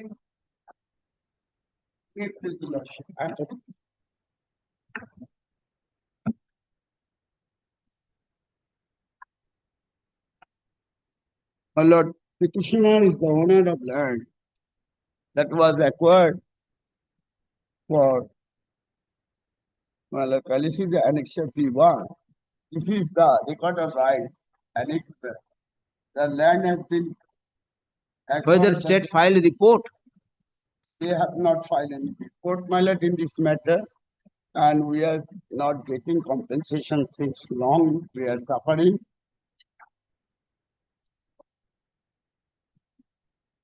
no one is appearing. Who is appearing for the state?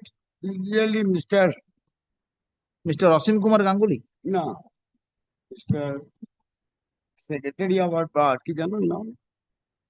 He usually appear for the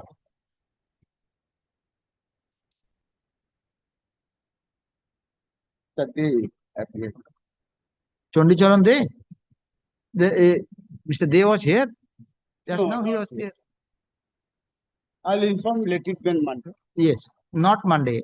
I am taking these matters on only Thursday and Friday. Let it be next Thursday. I'll inform Mr. Okay, you inform. Let the matter appear. Let the matter appear in the list in the next week. Petitioner is directed to inform the learned counsel for the petitioner for the state. Man. But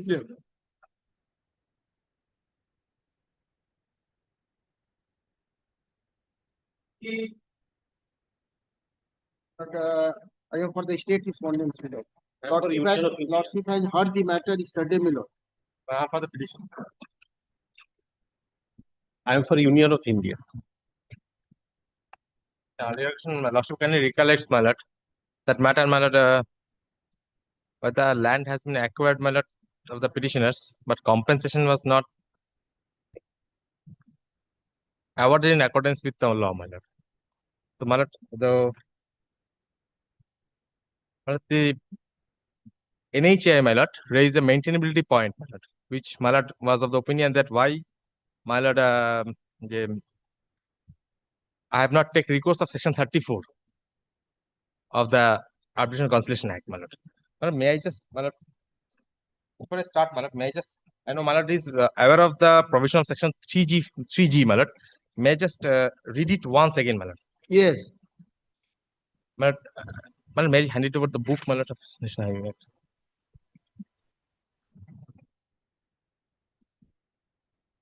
National Highway Act 1956 টা কোথায় বের করুন?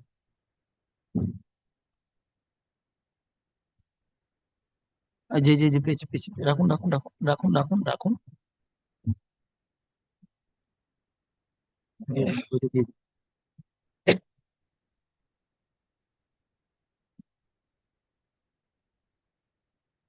So, section 3G.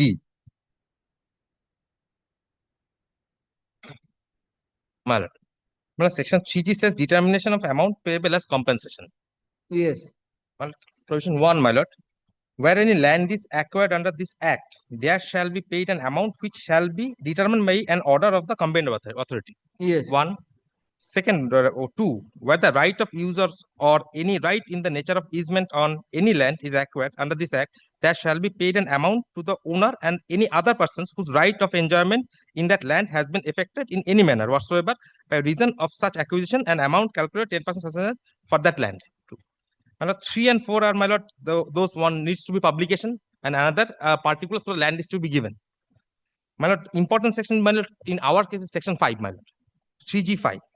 If the amount determined by the competent authority under section 1 or subsection 2 is not acceptable to either of the parties, the amount shall, on an application by either of the parties, be determined by the arbitrator to be appointed by the central government. My lord, section 6 says, subject to the provision of this act, the provision of Arbitration Conciliation Act shall apply to every arbitration under this act. Now, my lord, in this matter, my lord, this section 1 and 2, my lord, is a determination of compensation amount by the competent authority, who is the collector, my lord. In my case, my lord, this competent authority determined the amount, which I am not satisfied. Hence, my lord, I have made my objection. Thereafter, I preferred a representation so that my matter should be referred to arbitration, and thereafter, after arbitration, award may be passed. My submission is, my lord, this matter has never been referred to an arbitration. No arbitration has been commenced, and no award has even been passed. So, my lord, unless I received any award, how can I, my lord, go and take recourse of section 34? My lord kindly takes my petition once. So in this case, there is no reference to the arbitrator. Arbitrator. But this is my case. No award has ever been passed. But that's why, my lord, I prefer this petition invoking, my lord, Article 226. If your lordship kindly takes my application, my lord, of Yes. the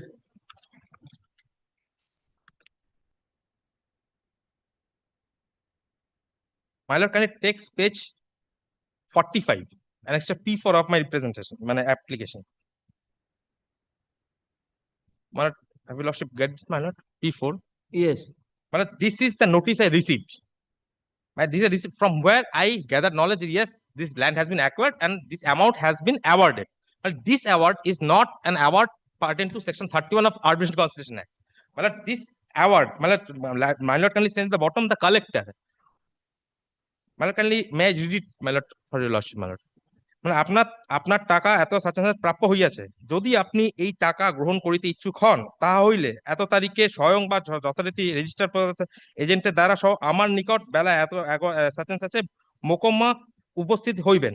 অনুপস্থিতি জনিত বিলম্বের জন্য উক্ত ক্ষতিপূরণের উপর সুদ দেওয়া হইবে না। উক্ত টাকা ই পেমেন্টের মাধ্যমে প্রদান করা হইবে। অ্যাওয়ার্ডের বিস্তারিত তথ্য সংযুক্ত করা হইল।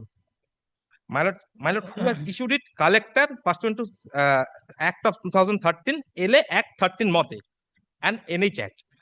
My lord, the award, my lord, this is not an award, my lord. This is mere communication to me regarding the quantum of amount of money, which if I want to take, my lord, I should appear before the competent authority to give with relevant documents so that, and if he is satisfied, he will give me the money back. My lord, this, after that, my lord, they have issued another notice on the subsequent page, if your lordship takes, my lord. Yes. My lord, page 47, dated, my lord, What is 5/4. page 46? 46 is the, my lord, page 46 is the The details of the award. details of the amount. Details of the award. Award, my lord, this award is not an award, my lord. But this award is, my lord, pertinent to section 30 of Right to Fair Compensation and Transparency of Land Acquisition Act, my lord. If your lordship kindly, my lord, this is mere communication, my lord. Award, the award, my lord, means award, my lord, that if an arbitration proceeding has been commenced, my lord, that has, if arbitration proceeding after argument, after hearing of the parties, that if any award is being passed, that award has to be passed in accordance with section 31 of Arbitration Conciliation Act, my lord. But there must be a reason stated why this amount has to be quantum has decided. But this is not an award, my lord, because this is not the arbitrator and no signed seal is there, my lord. This is an award in terms of section 30, my lord. It is written over there, my lord. Kindly takes,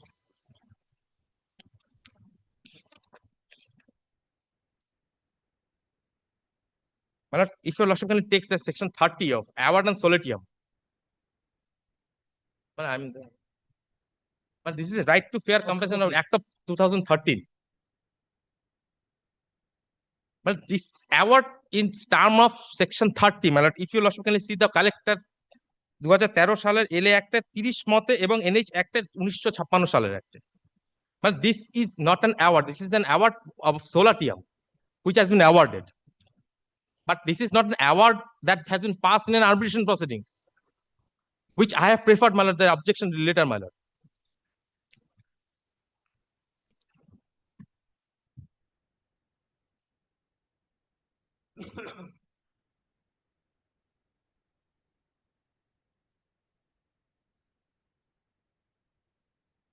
But this award has to be, my lord, determined in accordance with section 23 onwards, my lord, of Resettlement Act of 2013, and also, my lord, in accordance with section 7 of this Act of 1956. Man, what point has to be taken into consideration while determining the amount of compensation? So, my lord, You received this notice. I have received this notice on 31st of March to 2022. My lord, thereafter, my lord, again I was in receipt of another notice, which is at page 47.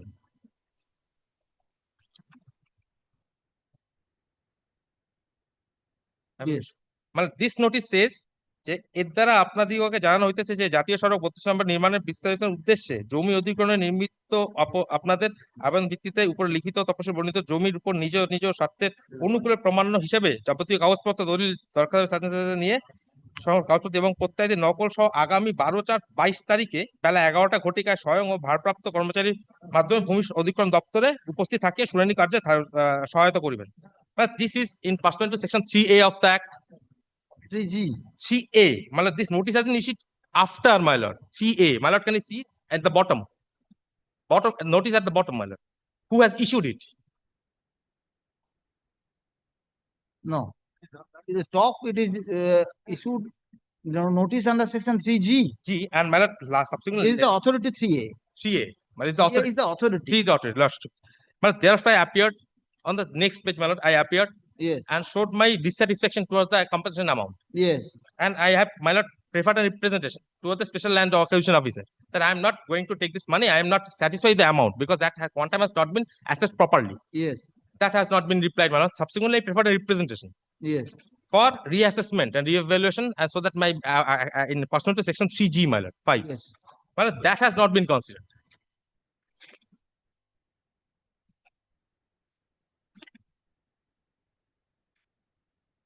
This is my case, my lord.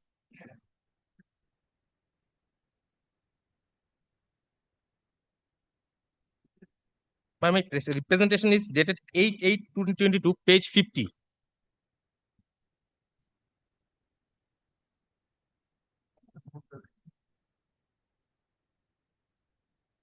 Where is your representation? My lord, page 50.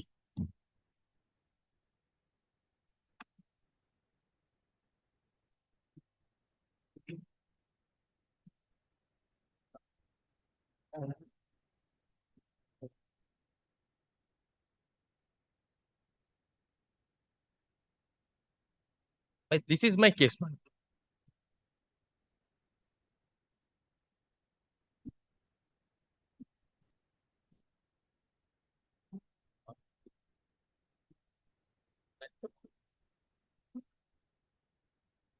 So you received first notice when? 31st of March 2022. 31st of March 2022. And the second notice? On 5th of April 2022. 5th of April.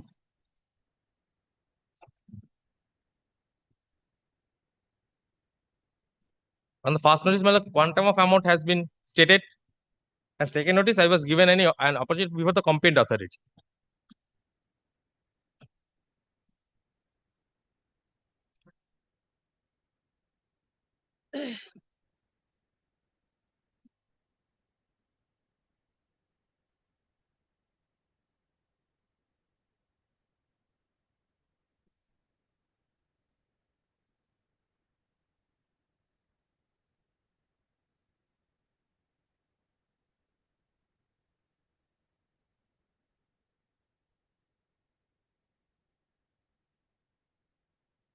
Yes.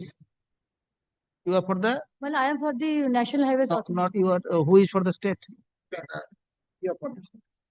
So whether the proceeding has started, whether you stated the, what is the compensation? Come to my instructions. My lord, if my lord has friend before start, Lordship, may I permit it? Yes. Lordship, regarding this maintainability issues, my lord. Though my lord, the disbursing authority is the state, my lord, though I am the requiring body. It has been admitted, my lord, he has received the compensation. Not, he has not received. My lord, the report of the states, my lord, reflect that, my lord. He has received. My lord, kindly allow me, my lord. My lord, kindly allow me. In that case, my lord, my learned friend failed to show any documents that he received the compensation without any prejudice.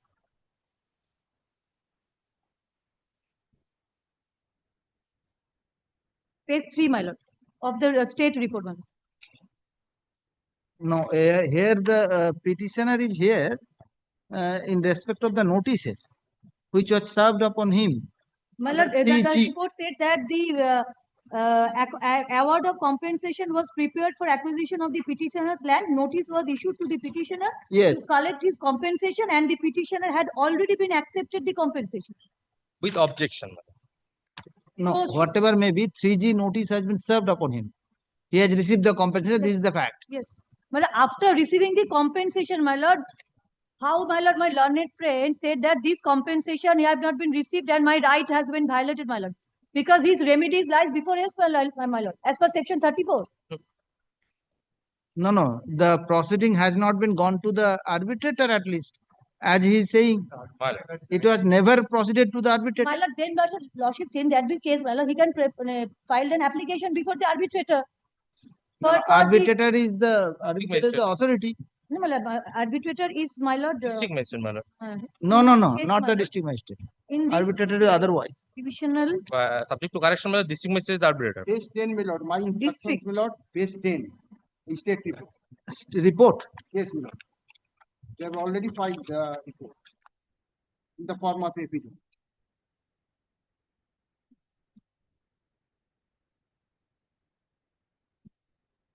Report in the form of affidavit. Yes, ma'am. Page 10. Whether determination of arbitrator is there? No. No, my lord. There is no such determination by the arbitrator.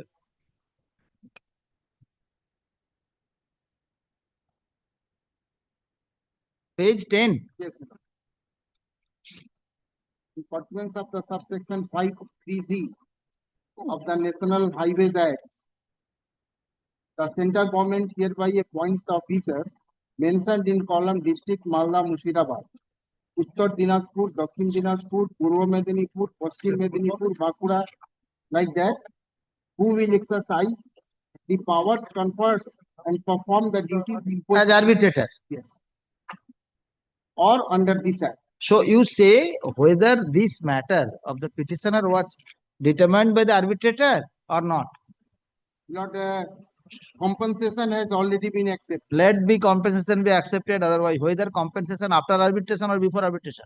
That I want to know. As per sections 3(z), Yes. arbitrator may be appointed. Whether this case the award is after arbitration or before arbitration. That is the only. There are two awards. First, the award has to be passed. Thereafter, if objection, the arbitrator has to assess the award further. So when he received the award, after arbitration or before arbitration? That is the only question. Arbitration, Lord. After arbitration, show me the order. Show me the order of arbitrator. That's why I am asking. That I shall take instructions on this. So your contention, what is the affidavit? What you say? Lord, Report only one line report. the award of compensation was prepared for acquisition of the petitioner's land. Notice was issued to the petitioner to collect his compensation. And the petitioner had already been accepted the compensation. Oh, what are you reading, sir? Lord, my instructions, Lord, page 3. Page 3. Factual matrix. Yes, Lord, page 3. Third paragraph. So accordingly, award of compensation was prepared for acquisition of the petitioner's land. Notice was served, issued to the petitioner to collect his compensation. Yes. And the petitioners had already been accepted the compensation awarded by the authorities in the said LA case with protest.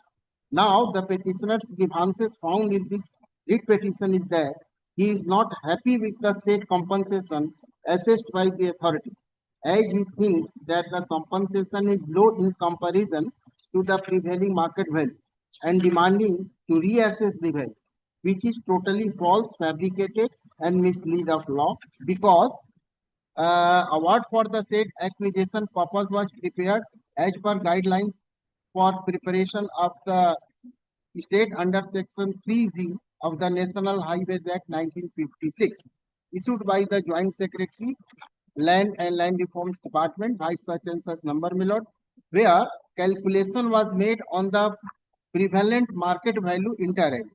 So there is no scope of preparing the said award by avoiding the existing laws, Reflector Act 2013, So this action mentioned is purely in maintenance of existing provisions of law.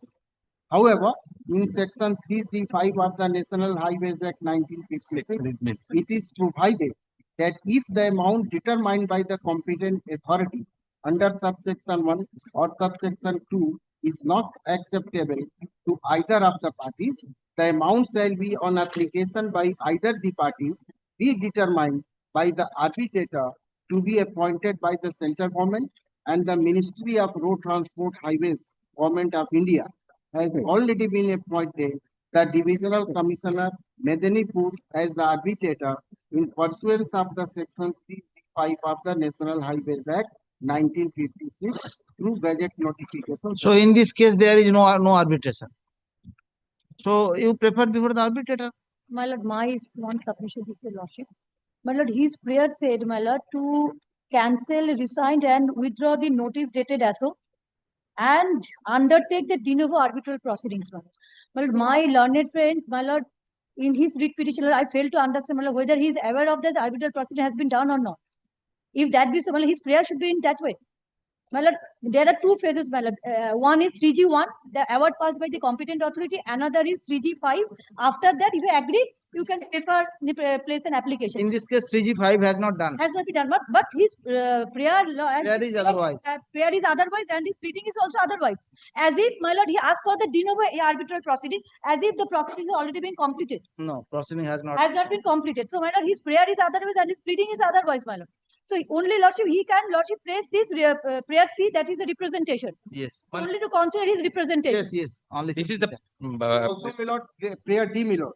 A writ in the nature of mandamus do issue directing the respondent number 6, that is district magistrate and arbitrator under the Act of 1956 to start the arbitration proceedings afresh.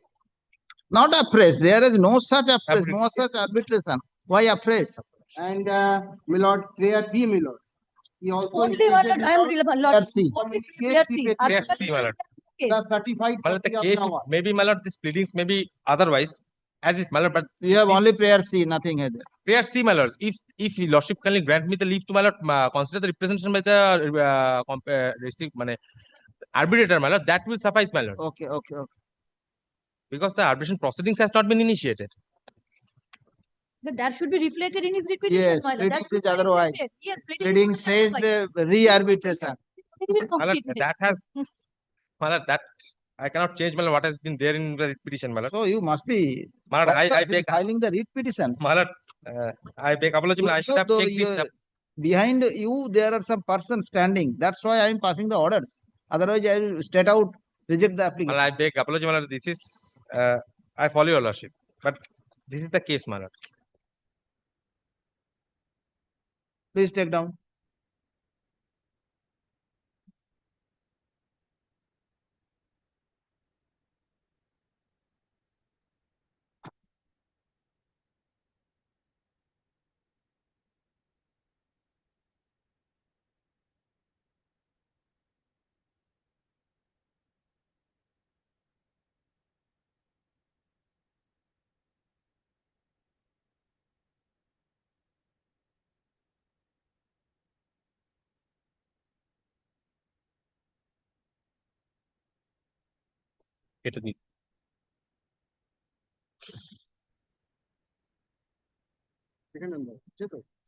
Plot number 22Y1574 of Moja, Amchuria, PS Tamna was acquired by the National Highway Authority for construction and expansion of National Highway 32. Wide 32, wide LA case number 28 of 2015 stroke NH 32.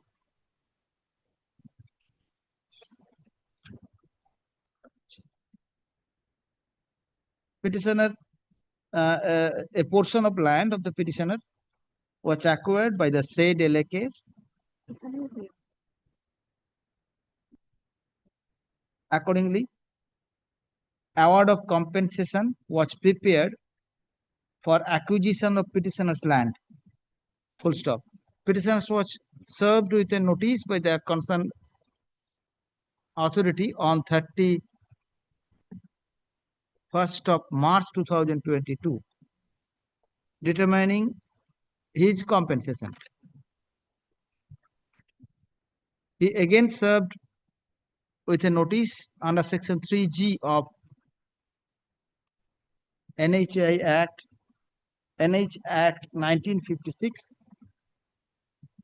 to submit the details of his documents regarding his title over the plots of land. He produced the documents and made several representations with the authority regarding objections of the amount of compensations. But his representations was not considered. His representations were not considered, hence this writ.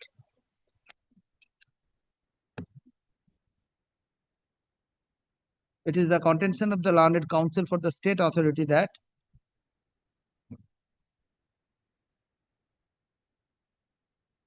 award of compensation was prepared by the concerned authority for acquisition of petitioner's land. Full stop. Notice was issued to the petitioners to collect his compensation. In response to such notice, the petitioner had accepted the compensation award of the said LA case with protest. Full stop. It is the contention of the state respondents that if he is not happy with the said compensation, he may proceed to refer the matter before the concerned arbitrator made under section 3G, capital G, within bracket 5 of National Highways Act 1956. Full stop. Learned counsel appearing on behalf of the National Highway Authority submits that the instant writ petition is not at all maintainable. The prayer made in the writ petition is infructuous. He submits that in terms of the prayer A and B of the writ petition, he submits that in terms of prayer A and B of the writ petition, the instant writ petition cannot be maintainable as there is as the petitioner has prayed for de novo arbitral proceeding in this matter. He submits that after arbitral proceeding has been done in terms of 3G of National Highway Act 1956, the competent authority is there to determine the determine the legality and validity of the award under section 34 of Arbitration and Conciliation Act. Thus, the instant writ petition is not maintainable. Full stop. Learned counsel for the petitioner in reply submits that actually there is no such arbitral proceeding initiated by the competent authority. So, his representation may be considered by molding his prayer in the writ petition so that the concerned authority may initiate an arbitral proceeding in respect of the LA case and he compensation received and considering his objection against the compensation, against the amount of compensation, against the amount and calculation of the compensation. Having heard the learned counsel for the parties, it appears to me that though prayer A and prayer B of the writ petition, it appears to me not proper or justified, but in prayer C, the petitioner has prayed for issuance of mandamus upon the concerned authority so that his representation may be considered. Having heard the learned counsel for the parties and after considering the report filed by the state, it appears to me that the state authority has calculated the compensation in terms of provisions of section 3G within bracket 1 and 2 of the National Highways Authority Act 1956. Full stop. After receiving the notice of compensation, the petitioner has accepted the compensation with objection. He made a specific representation with the authority. The authority has not acted upon his representation. Thus, it is justified to hold that the arbitrator was not appointed. Not 3G1, my lord, not 3G1 and 2. Well, only 3G1. 3G1. Yes. Only Not 3G, when- not 2. Yes, sorry. 3G1. Not 2. Okay, okay.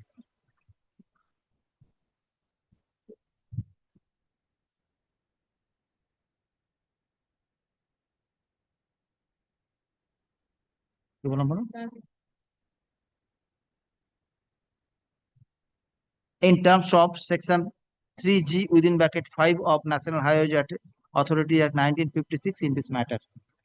Under the above provision, I think it justified to direct the concerned authority to consider the representation of the petitioner to be an objection of the petitioner in respect of his award, and let the same representation be forwarded to the arbitrator for further determination of the compensation according to the section, according to the law. Full stop. Under the above observation, the incident petition is disposed of, directing the concerned authority to dispose of the representation of the petitioner at page 50, my lord. 50 My lord. 50 of the writ petitioner, and dispose of the same according to the law within 8 weeks from the date of passing of this order, date of communication of this order, after giving a reasonable opportunity of being heard to the petitioners, to all concerned. To all concerned. Full stop. The decision of the authority shall be intimated to the petitioners within 2 weeks thereafter. Writ petition disposed of. Full stop. I make it clear that this court has not entered into the merit of the claim of the petitioner regarding the calculation of the compensation. Regarding the calculation of the compensation, the concerned authority shall dispose of the representation according to the law without being influenced by any observation of this court. Disposed of. Grateful. Act number 15 and 16, these are same matter. My lord, only thing is, my lord, these two petitioners have not accepted the money. Not accepted the Not accepted the No, money. my lord, it is not correct statement. At Accepted. item number 16, I am appearing, he has received the amount. He has stated in the petition.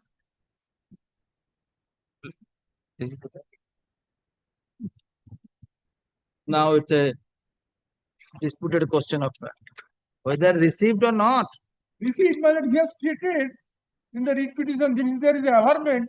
Item number 16. no, and item number 15, who is there? 15 টা হোক তারপর 15 আমি নেই। Who is there in the 15? So 15, what happened? Have you received? My lord, as per my instruction, my lord, I have not received, my lord. Because, my lord, I have made a representation, my lord, with objection. If you lordship kindly see the page number 43 of the application. Arun Baron. Arun Baron.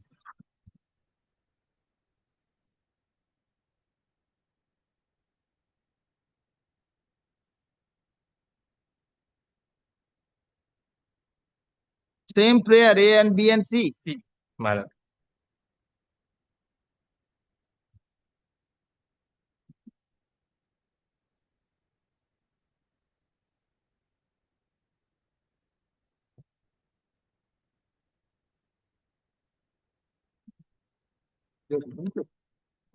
That's page 43, my lord.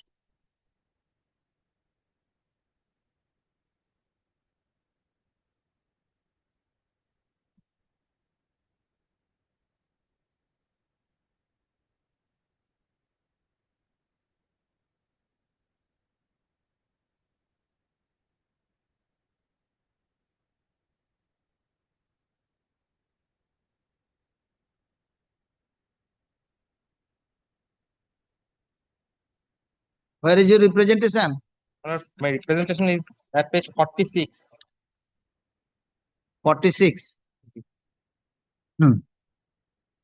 And you say you have not received any compensation in this My matter? lord, in my objection letter, I have stated, my lord. Page 43, my lord, can you take once? His averments and his documents totally contrary to each other, my lord.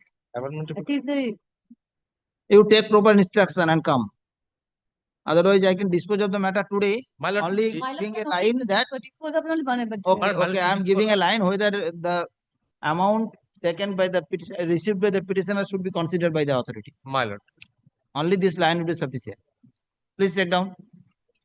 Same objection, same order. শুধু page 50 ছিল না ওটা ওটা page এটা page 46 হবে হয়েছে এইখানটা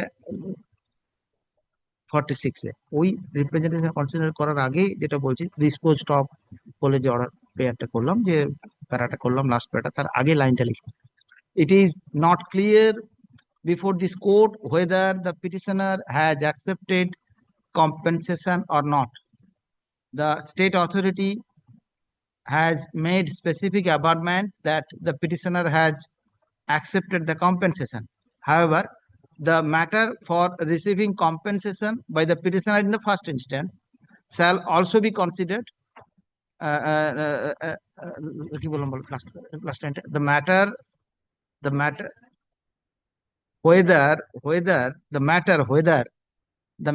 whether the petitioner has received the compensation in this case has to be considered by the concerned authority at the time of disposing of the representation. হয়েছে বাস এটুকু Grateful. হ্যাঁ ডিসপোজ করার আগে না আগে my lord, in his writ petition, lordship, he has admitted, lord, he received the compensation. In his writ petition, lordship, he has admitted that he received the compensation. But it will be made My clear, lord, my lord. page He has, 11. okay they will determine if they receive then they will, my lord, adjust it, my lord. Inter- Up to you. all pleadings are not subject. The petitioner somehow being influenced by the authority and have accepted the said awarded Accepted. compensations. 16, my lord.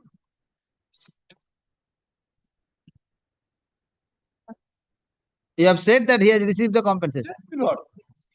Paragraph 10, my lord. Same, my lord, same petition, same Paragraph award. 10, he has received, my lord, he has stated, Very well, same order.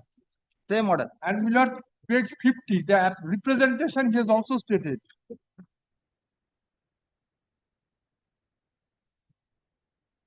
এইটাতে 16 এ রিপ্রেজেন্টেশনের পেজটা হচ্ছে ওটা ছিল 50 46 আগেরটা কত ছিল 46 ছিল এটাও 46 ঠিক আছে সবগুলোতেই একই হবে সবগুলোতেই একই হবে যেটা whether received or not সব রেখে দেবে যা আছে তাই রেখে দেবে ঠিক আছে সব সেম সবগুলোতে একই ঢুকিয়ে দেবে সব রকমই থাকবে ওকে তাহলে এটা ঠিক Submission. okay okay in all the matter I have noted that he has received the compensation thereafter I give the authority to determine whether he has received or how much money he has received that will decide. My lord, it appears from the notice itself, P3, page 42, my lord. Yes, I have averted that they have received no issue. Yes, Notice has been given, he has received I have taken the submissions that he has received the compensation with objection. But I have big apology, lordship, as it is not within my capacity. You must be careful. I must be careful. I'll definitely will take care of it next time, my lord. all matters. Grateful, lordship. All matter disposed. Next. At 17, my lord, I am appearing on behalf of the petitioner.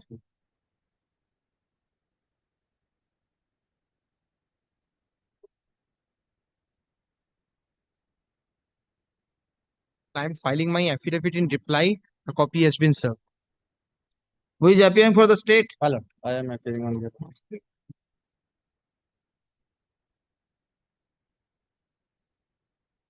No, I have a copy of affidavit on reply.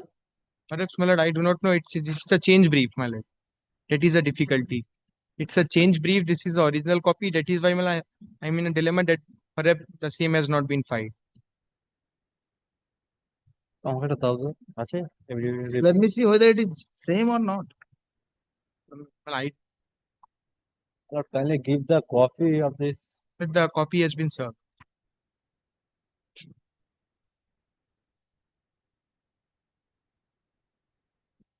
Not same. Lord, Well, may I see? required, my lord.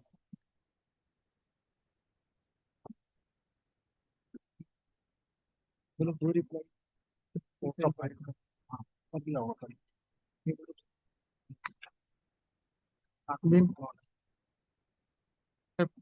please verify.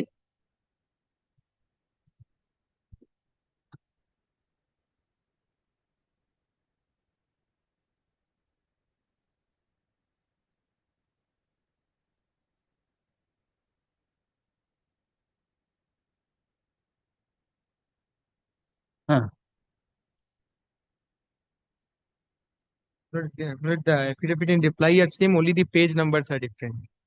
Then I am not placing this affidavit in reply because it's a part of the. It is already there. No issue.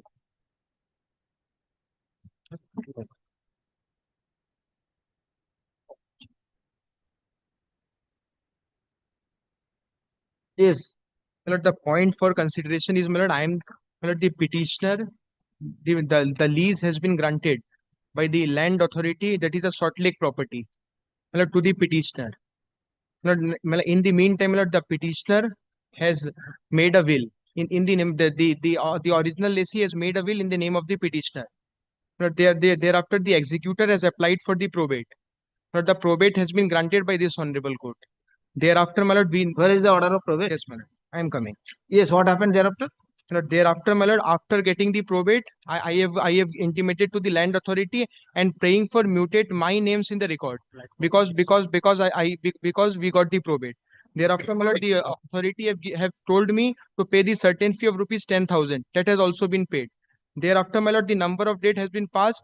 Thereafter, the state authority has given me a notification and demanded a 5 lakh rupees quota and claiming that it's a transfer, so we have to pay the entire fee. Well, my point is that the will is not a transfer. So the question of where is the memo? Yes. Where is the memo? I'm coming, my lord. The memo of payment, my lord. The payment. No. Then, my lord, memo. But the disputed memo, kindly come to the page number 123. The declaration affidavit. Well, I have made the affidavit. My lord, remember, my lord, may I help, my lord, remember, my lord, before this earlier hearing, my lord, coordinate bench, my lord, asked me to produce the memo. This, my lord, kindly, my lord, adjourn, my lord, this is the old matter, my lord. I checked out, my lord. I have filed affidavit in opposition, but without, my lord, memo. I have mentioned, my lord, paragraph number 8, all this memo as per basis, my lord, their transfer fees is applicable, my lord. This same cause of action, my lord, several appeal is pending before the honorable court, my lord. Last occasion, my lord, coordinate bench, my lord, asked me to produce this memo. My lord, kindly, my lord, 1 week's times, my lord, I produced before your lord. I have a judgment. The division bench of this honorable court has decided the point and says the probate is not come under the purview of the transfer. So the fees is not applicable. And I am giving 2018 SCC. I am giving the copy of the judgment. Justice Debashish Kargupta and Justice Champa Surkar. The judgment passed. I am giving the copy. I have also the judgment passed by the Honorable Supreme Court on the same point. Now this is the copy. Oh, sorry.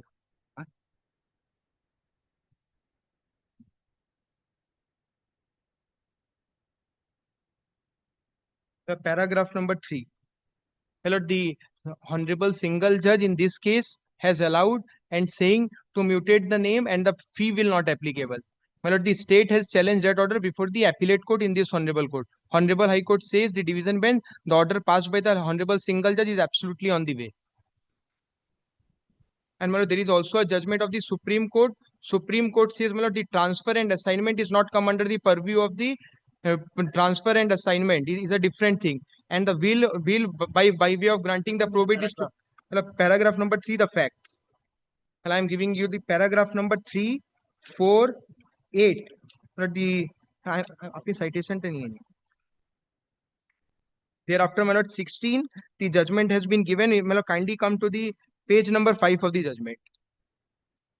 Page number 5 of the judgment. You have a copy to him? Yes, I am giving a copy also. I am giving. Copy Yes, page number 5. Paragraph? Paragraph number 22. The mid paragraph. The page number 5, the top line. The starting line of the page number 5 of the judgment. Yes. A will is the testament of the testator. It is posthumous deposition of the estate of the testator, directing distribution of his estate upon his head. It is not a transfer inter vivos. The Calcutta High Court, the Honorable Division Bench says it will not come under the category of transfer and or assignment. So it will not come under the category of transfer and assignment. The fees will not be applicable. So only, my lord, I have to pay the fees for the mutation, which I have paid. My lord, they are claiming, my lord, my learned friend has raised a point in the opposition that there are several appeal has been pending. My lord, I will also give you the judgment on the point that the case is is entirely with the other case, because, my lord, the validity of the writ petition has not been challenged. My lord, maybe there is a number of appeal has been pending. It may be pending. Suppose, my lord, if my lord will pass the order, my learned friend can go to the appeal. Then they will say that the appeal is pending. And, my lord, thereafter the court has elaborately stated what is the scope. My lord, this is also a Salt Lake property, and the court has granted the view. Oh, my lord, as per government notification, my lord, only, my lord, blood relation can do the transfer of the property without, my lord, government fees, my lord. Either, my lord, everybody should pay the government fees, my lord, as per notification of this government, my lord. The lease deed says transfer or assignment. That is the case. If my lord will read the judgment, if my lord want, we will come thereafter. I will also give you the judgment of the Honorable Apex Court on the same point. The Honorable Apex Court says it will not come under the purview of the transfer and or assignment. So the state cannot demand a fee as per the quotas. And, my lord, there is an appeal which has been pending while learned friend is saying it has also been dismissed.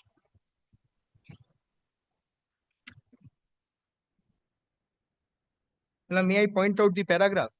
Which paragraph? Yes, my lord. Paragraph number 90. No. In the yes, position they have stated several mat numbers. Yes, my lord. My lord, he is saying that the same part has been challenged. So, my lord, so until and unless that will be decided, the court cannot proceed. My lord, that is not the case. Even, my lord, the Honorable Division Bench of this Honorable Court has decided that point. Now, that is a reported judgment, and, my lord, I will also cite the judgment of the Supreme Court. My lord, I have a 7 judgment on this point. My lord, also, my lord, Justice Samapti Chatterjee, my lord, has also passed the same judgment on the same point. She says, my lord, the transfer fee, my lord, we will not applicable. My lord, I am also giving this the judgment of passed by Justice Samapti Chatterjee, my lord. Same point, my lord. Same point. And I have also a judgment of the Supreme Court. আমি দিচ্ছি আপনাকে দিয়ে দিচ্ছি আমার কাছে arrange করে আমি দিচ্ছি এটা আমার কাছে একটাই আছে আমি একটা আপনি সাইটেশন লিখে নিন আমার কাছে একটা আমি দিচ্ছি করে না kindly see the clause B. What is the challenge in this writ petition? Whether respondent authority could ignore subclause H of clause 9 of the lease agreement dated in respect of the plot number B14/386 of Kalyani Nadia. Now, what is the first point? Whether the respondent authority could demand a transfer fee from the petitioner for granting of mutation in respect of a plot of land owned on the strength of a probate. And the court says that the state authority cannot demand if the property has been obtained by me by way of a probate.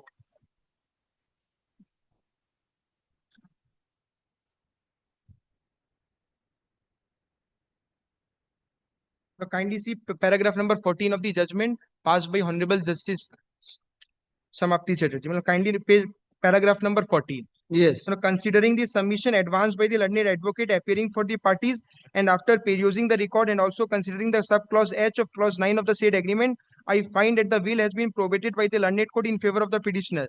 Therefore, the authority is under obligation to mutate the petitioner name in respect of the plot being plot number blank Kalyani Nadia, but unfortunately, in the present case, without mutating the petitioner name in respect of the said plot, the authority arbitrarily and whimsically claimed rupees 4,21,391 towards the transfer permission charge under notification dated 8th October 2010. Admittedly, the notification relates to transfer fee of the leasehold right of different category, but the case in hand has no bearing with the notification. Petitioner case admittedly is for mutation and not for transfer permission fees, as it is evident that by virtue of the will probated in favor of the petitioner become the owner of the said plot. Therefore, it was obligatory on the part of the respondent authority to mutate the petitioner name in the said plot without changing any transfer permission, without charging any transfer permission fees from the petitioner. I have meticulously gone through the notification dated 8th October 10. By the said notification, the rates of fees for transfer of leasehold right of different categories of land in Kalyani ownership were revised. Here, the word transfer means the sale of a lease deed, whole interest in respect of an immovable property between the parties, where some consideration passes from one party to another. But the present case is not a transfer of the property from one person to another. The present case is that the petitioner, being the legatee of a will which was duly probated, has become the owner of the said plot of land, and being the owner, he has approached before the authority for mutation of the said plot in his favor. Therefore, in my considered view, the notification dated Utna has no manner of application in the petitioner case. That being the scenario, in my aforesaid view, I have no hesitation to hold that the respondent number 2, by demanding the transfer permission fees amounting to rupees 4,21,391 from the petitioner for having his name mutated in respect of the said plot of land, is acted arbitrarily and illegally. Okay. Therefore, the impugn order is unsustainable one. I've also given the Supreme Court judgment. The Supreme Court says, transfer is always made between the two living person, and then also in case of assignment. When the case of will come, it's not a case of transfer and or assignment. But at the same point, the Calcutta High Court case, which has been challenged before the Supreme Court held it will not come under the purview of transfer and or assignment. I am also giving the judgment of the Supreme Court.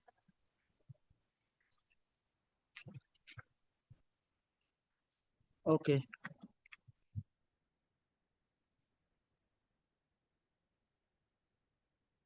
To Supreme Court. Well, 1997, Volume 2, Supreme Court case is 387.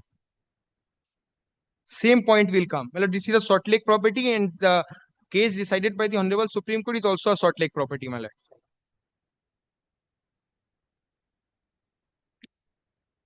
My lord, the Supreme Court says, what is the meaning of transfer? So here it's not a case of transfer. And that is the only point, my lord.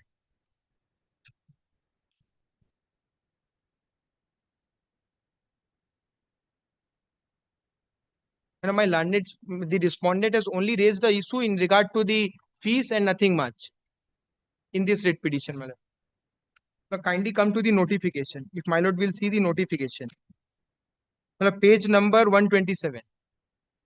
If my lord wanted to see the notification, my lord, it's in page number 127.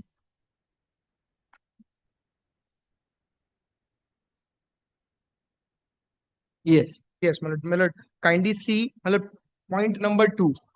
My lord, the word, my lord, 1, 2, 3, 4, and my lord, fifth line. Most of the lease deeds, my lord, 4, I am starting from 4. Most of the lease deed executed by the government contain a restriction on assignment transfer of the nature as is being carried out at present, and this transfer without the government permission is not. You are reading yes, clause 2. Clause 2, my lord. Restriction, my lord. Here, my lord, the state is saying that it is a case of assignment on transfer. Well, I am not challenging the notification, but my lord, the notification is entirely not applying in my case. Well, because my lord, it's not a case of transfer. It's simply a case of mutation. Because you read from the beginning. Yes, my lord, I am reading from the beginning. It has come to the notice of the government in the UP department that in many UD department that in many cases possession of plots is transferred to third parties on the strength of various documents such as general power of attorney, agreement of lease, tenancy, and will to a stranger, and that those such documents do not amount to transfer of lease in law, do not amount to transfer of lease. Well, the notification itself says do not amount to transfer of lease in law. In fact, possession of the plot of land is being parted with by original lessee. Most of the lease deed executed by the government contain a restriction on assignment transfer of the nature as is being carried out at present, and this transfer without the government's permission is not binding on the government. Now, thereafter, the second, the government in the UD department has earlier allowed transfer of leasehold right in respect of plots of land at Kalyani Township as well as non-residential plots of land at Salt Lake Township by imposing permission fees and on fulfillment of certain other terms and conditions since 2005. Thereafter, my lord, the three, what the respondent is claiming from him, right? He is claiming 5 lakhs per katta. Only in case of transfer. The notification says in case of transfer, but that notification is not applying in my case. I am reading the three. In the like manner, and also in order to put an end to such unauthorized transfer as well as to increase revenue in government extinguisher, the governor has been pleased to order that the government of West Bengal may allow the lessee of residential plots building thereon of Vidhan Nagar to transfer his lease hold right to other for unexpired period of lease term inter alia by imposing transfer fee of rupees 5 lakhs per quarter. Transfer fee. Not the word used, transfer fee. But in my case, there is no way of transfer. It's a inter vivos. So the case, the notification is entirely not applicable in my case. Even the division bench as well as the Supreme Court decided. Well, I will give you the 7 judgment on this point passed by Honorable High Court. Okay, this is the notification. Absolutely, madam. But this is the notification. So where is the will? Yes, madam. I am coming to the will. Will, page number 44, madam. Yes, madam. 44. The will, the probate has been granted by this honorable court. Now, page number 44 is the will. Yes. Now, Kalyan Kumar Bandivate, who is the original lessee, they have granted a lease in the name of Annabjit Banerjee and Srimati Shakti Banerjee, nephew and niece. Now, they are nephew and niece of Kalyan Kumar Bandyopadhyay. Now, thereafter, the probate has been granted. I am coming to the. Yes, I understand. Yes, so, what is the objection? Yes, my lord. Only my lord. Stranger. No, The my lord. stranger My to lord. the deed. As far, my lord, kindly have a look. This my opposition, my lord. This government notification says, my lord, only exemption, only, my lord, blood relation. They are not blood relation, my lord. I have categorically, my lord, paragraph number. It is said, will to a stranger.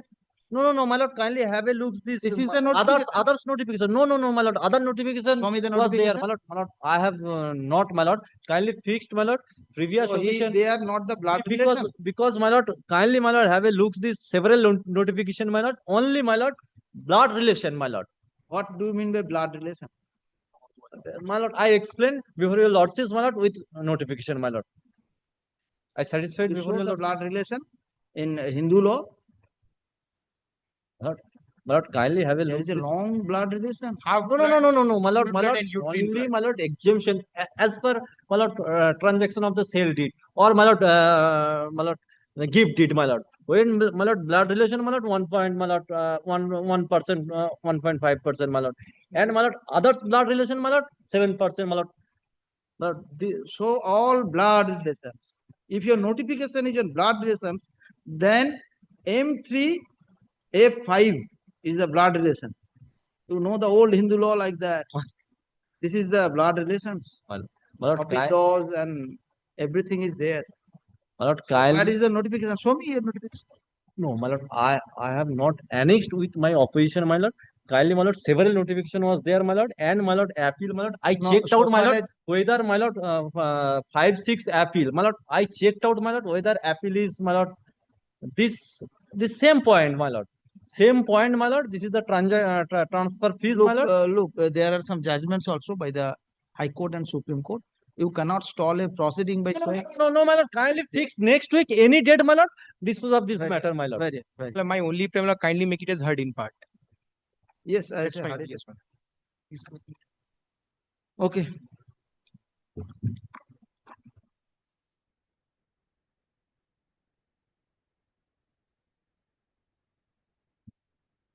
Argument on behalf of the petition concluded. Matter heard in part. Let the matter be fixed for argument by the state respondent. in the next week.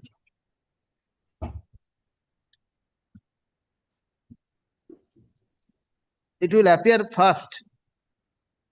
Next week means first. I will only taking these matters Thursday and Friday. My lord. Okay. No problem. Nah, next week. Next week, Thursday. If my lord will kindly make it as a Hardin part. Hardin part, I have I'm grateful, my lord. I'm Okay. Next. Application 19.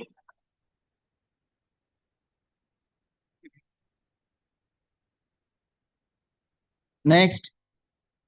20. All complete? 21. My lord, I'm being led by Mr. Anirban Ray, the learned senior advocate. My lord, he's on his legs before some other. My lord, it maybe. Only 2 minutes is there. My lord, then I'm praying for not this week, my lord. What is this matter? Contempt. Who is the petitioner? You are the petitioner. Yes, my lord. My lord, maybe kept. What is The respondent, my lord, I have not been served with any copies and nothing. You serve a copy? My lord, I said serve it. You serve it. Today you serve it. My lord, I'll Okay. take the details. Second half, I will not taking these matters. I have the original. Your Lordship, item number 19, Your Lordship, I am for the petitioner. This contempt matter has come up for the first time. My Lord kindly directs me to serve upon the contemners, Your Lordship. You have to apprise this court. What about the contempt? Your Lordship, there was an order in a Come civil on, no, division. come on. I am taking the item number 21 now. I have just called your matter. My Lord, due to technical glitches, the line got disconnected, Your Lordship. Very well. Come on Extremely, next sir. week. Come on next week. It will appear in the list. Grateful, Your Lordship. You serve a copy. My lord. No. Just wait. I have to hear out what is the contempt about. Thereafter, I will direct you to serve a notice. Okay. If it is at all required. Come on next week. My lord. My lord. It paint order to pass. Order.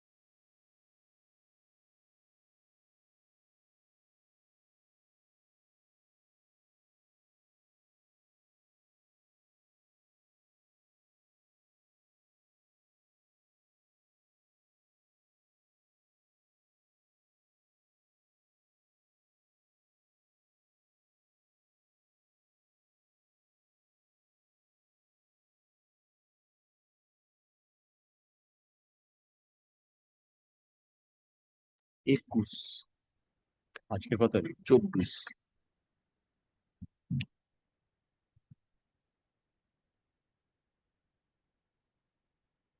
Lord, grateful your lordship accommodate me at the first session with in respect of item number 2. My lord, I am praying for short accommodation for Passover. Your lordship desire because my learned friend hurriedly urgent seeking for entry extension of interim order which has already been expired on 21st. My lord, during the pendency of this application, you should have heard with regard to the second appeal concern. In the meantime, my lord, when our turns comes, my lord, in the meantime, my lord, bench was my lord change and the file was my lord got down. As a result, again they pursue with the matter and it has been again my lord assigned before lordship so that your lordship can hard and dispose of matter. Now question comes, interim order which has been already been there up to 21st. This matter was upon mentioning my learned friend come up before lordship. Whether your lordship extend the interim order from 21 to any further period or any application for required to be filed for extension or your lordship fix any dates for hearing and dispose of the matter. I leave it to lordship. Any dates your lordship suits because your lordship heard already. So far my learned friend party is concerned. So far my party is concerned is my lord just starting my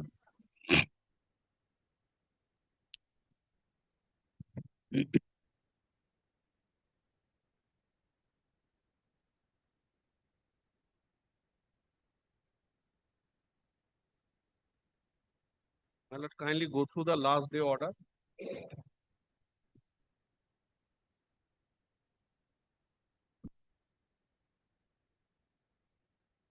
Masud Korim.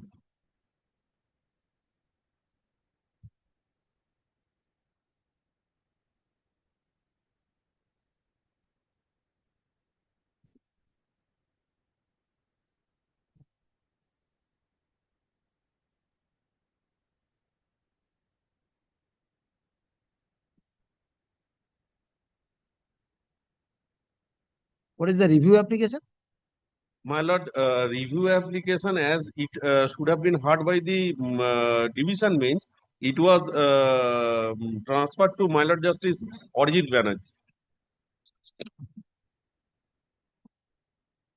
Review application of what? What? My lord, the primary order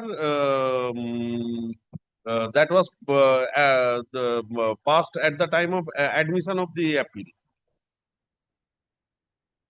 But so far the review application is concerned, no copy served, nothing has been done. So at the present moment, my lord, your lordship sessions with regard to the second appeal is concerned. So for the other review and other application was not been, my lord, there. So only your lordship has entertained to. So what you want? My lord, any date, my lord, kindly extend the order as it was till 20. How can I extend whether it was when it was already expired? My lord, it is your lordship direction. It's a formal application for, we are not posing. If a lordship he file, your lordship can extend it. But that should be any date, lordship. And fix it the matter on any day, matter of final hearing. Interim order expired, so you have to file one application accordingly. I should on tomorrow. On that I can file. Tomorrow is the holiday. The holiday. So you have to file on the application on Monday. My lord. My lord, your lordship, interim order is not issue to sum up the entire hearing process of the second appeal. Because I am just recapitulation of your memory, lordships, my lord. The order of. I know that. Well, I need not do it, lordship. I need not do it, lordship. Maybe then I have to arrange before vacation. Before vacation, it is quite difficult for me to Well, dispose of 2-3 days is the lordship here. If a lordship diary permits, we have talked with the officers. Only one day. I want only one day. That is one day, difficult lordship. for me. Your lordship can fix on 9th or 13th, well, according to the if a lordship. 19. Lordship It is the 9th May is the holiday. 9th May is the holiday. 19. 13 or 19th, your lordship suits. 13 your lordship can, because only one matter is there, your lordship can.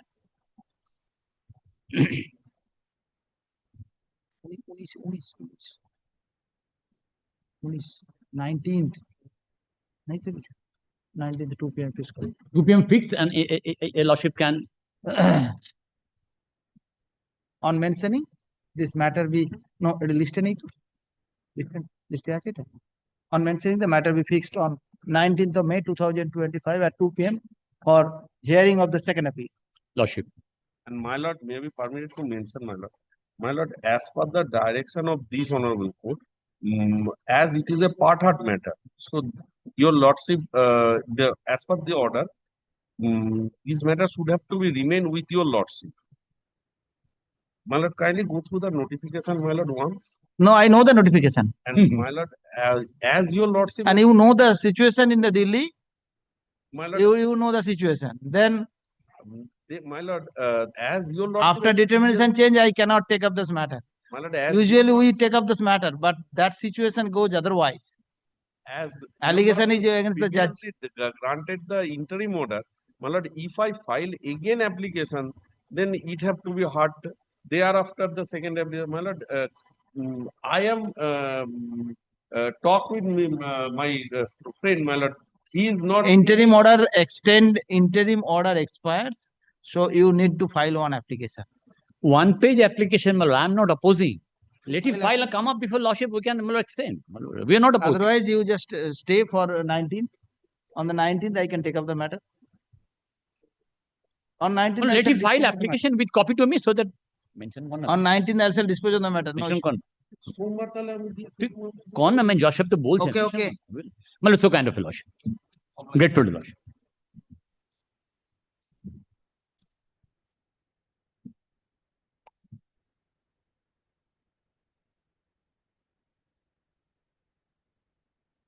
On mentioning,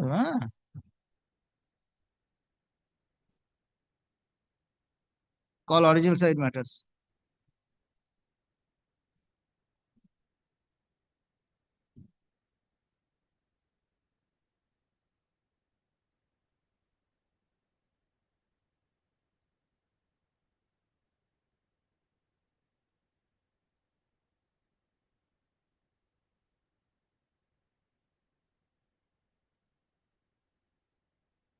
My lord, I am led by Mr. Shakoshen, my lord. I am appearing for the appellant. My lord, in this matter, on the last occasion, my lord has directed to file the written notes of Yes. witness.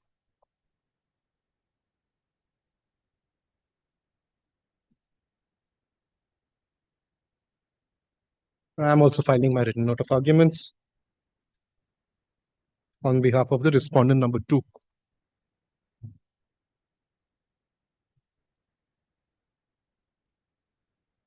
Please take down. Written notes of argument on behalf of the appellant, as well as the written notes of argument on behalf of respondent number 2 is taken on record. Argument concluded made CAV. Grateful, my lord. Grateful.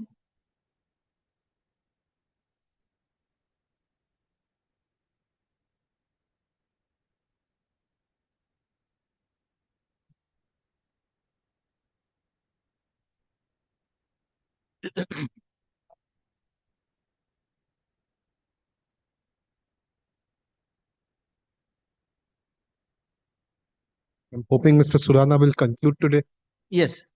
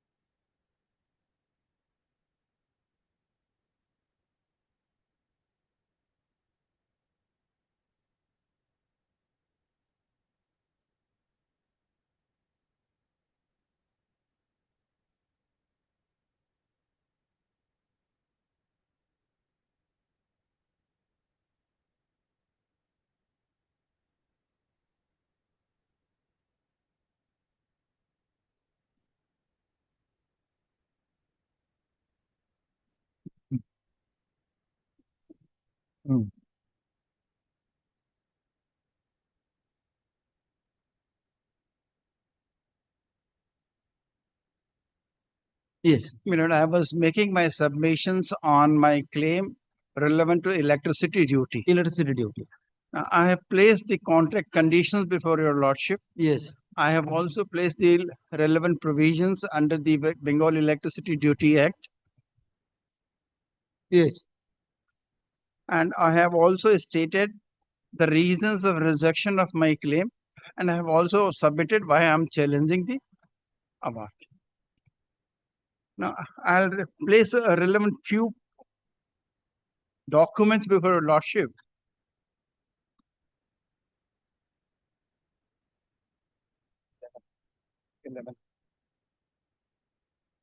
Volume 11.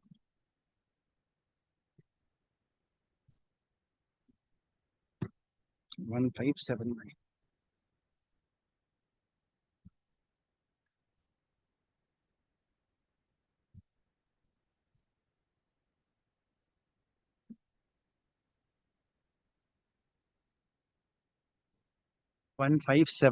Page 1578.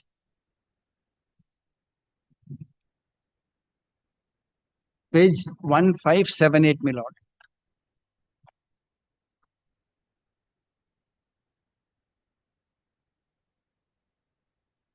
Sixth city, just at the bottom, my lord.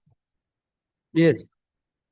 In connection with this claim, his claim for recovery of electricity duty, Mr. Surana draws my attention to section 8B and section 8.8.10 of the Electricity Duty Act 1935, which cast an obligation on the consumer, that is the respondents, who are the consumers in this case, to pay the electricity duty. Though no electricity duty has been paid by my client, by the claimant, nor such claim has been raised by the government on claimant, Mr. Surana still feels that the claimant is entitled to be protected in the eventuality of such claim having been raised on the claimant. On this admitted facts, it appears to me that such claim is too remote to justify an award in this regard. I have explained briefly my understanding on the subject. Now, there was on record a document of demand raised by the electricity department on me, which is at page, my lord, 1579 of volume 11. Volume 11. 1579, my lord. Oh, I'm sorry. I'm sorry. Yeah. It was, yeah, I'm sorry. Volume 3.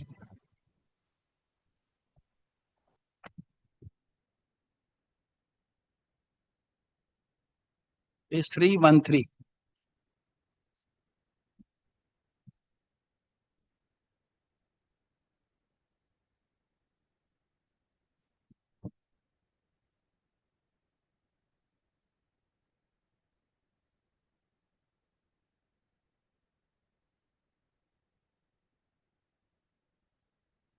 And the learned arbitrator has stated in the minutes that no demand was raised by the government. And this is the copy of the demand, my lord. This is for 6,55,194 for a period from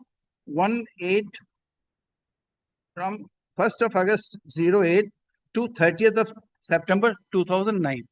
This is the demand for 6,55,194. It was raised by the electricity department for electricity duty, my lord. This is for 1 year. No, my lord, it was from 1st of August 2008 to 30th of September 2009. It's a stated 13 months. Yeah, it's I mean, whatever figures they have given, the engineer had gone to the shopping mall. They have shown the documents, and whatever units they have stated, and accordingly a demand has been raised, my lord. Yes.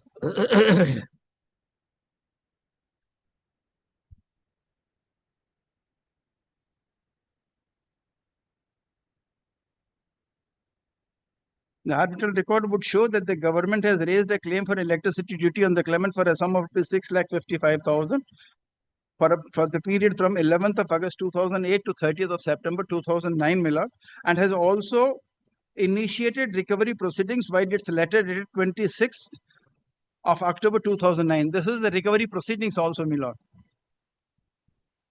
which clearly indicates non-application of mine by the learned arbitrator while making an award. the learned tribunal also failed to consider the specific terms and conditions of the agreement for payment of electricity cost. Yes. Disallowing the claim for payment of electricity duty without application of mine and without considering the arbitral record and terms and conditions of the agreement and provisions of law is unfair and unjustified, thereby rendering the award perverse and patently illegal, my lord. There's a specific condition in the contract, my lord. There's a specific statute, and there is a specific provision in the Act 1996 also. It is submitted that if on facts proved before the learned tribunal, the arbitrator fails to draw an inference which ought to have been drawn, or if he has drawn an inference which is on the face of it untenable, resulting in miscarriage of justice of the adjudication, even when made by the arbitral tribunal that enjoys considerable latitude and play at the joints and making award, will be open to challenge and may be cast away or modified. All the records were there before the arbitral tribunal. Everything was placed, everything was discussed, everything has been recorded also, my lord.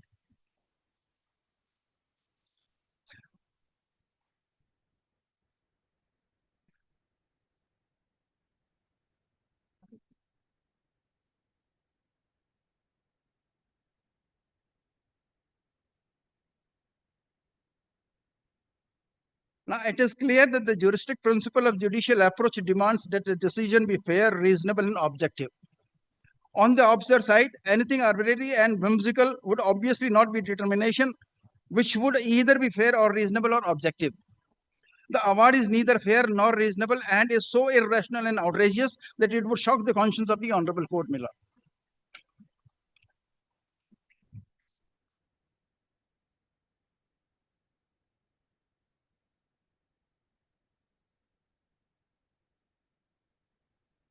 B90 judgment.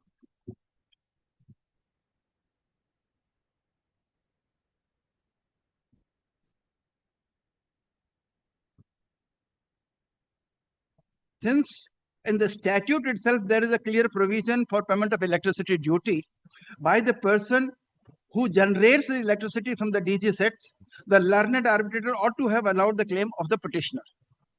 The respondents admittedly generated the electricity from the DG sets and also consumed the same and were therefore liable to pay electricity duty in terms of BED Act. So it is an admitted fact that they have generated. It is an admitted fact that they have consumed. There is no dispute about that, my lord.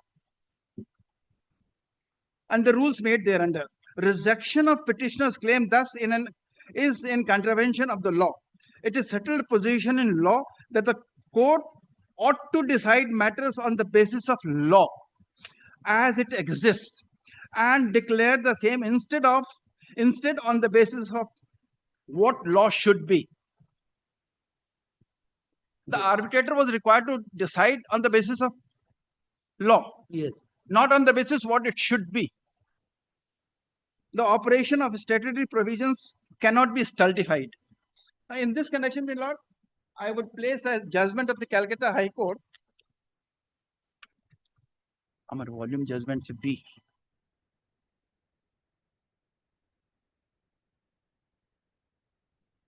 B84. B84.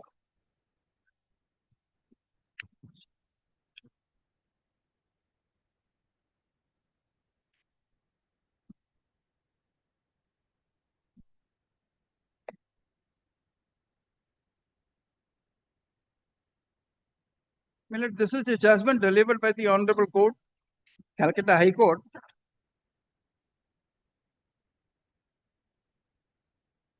by Justice Dipankar Datta, Miller, and the relevant portion which I will be placing before your lordship is at page B90, my lord.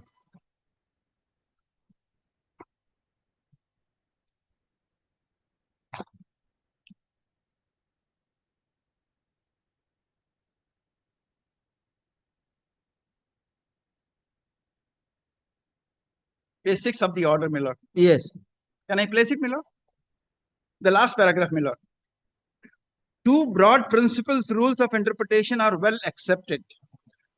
Literal and exploring the legislative intent. Ordinarily, the plain grammatical meaning of the legislation in question is discerned and applied. When the plain grammatical meaning leads to absurdity or ambiguity or renders the legislation unintelligible, or a literal meaning could not have been intended by the legislature, a departure from the literal interpretation may be made, and the courts may be justified in looking for what the legislature intended. My humble submission is the law is very clear, the statute is very clear. It is very categorically said it is payable by generator or by consumer. And I, being the SSE under the electricity department, I should get that money from them, and then only I will deposit. That is 5 proviso is also there. However, in the pursuit of understanding a particular legal position, or legal provision, amendment of law in the garb of interpretation is impermissible. The function of the court is to find out what is legal and not what is right. Gap in the law has to be remedied by amending the act and not by filling up the gap by a judicial verdict. There may be exceptional situations where, unless the gap is filled by the judicial verdict, the legislation would be rendered unintelligible or absurd, and it is only in those exceptional situations that the court may fill in such gap. The law is made by the parliament or by the state legislative assemblies. Yes. Now, there is no confusion as far as the law is concerned. It speaks very clearly. My contract speaks very clearly. And the funniest part is, my lord, they were aware of this. They have recovered this electricity duty from the consumers, from the retailers, and did not pass it on to me for depositing with the state government. That also I will explain, my lord.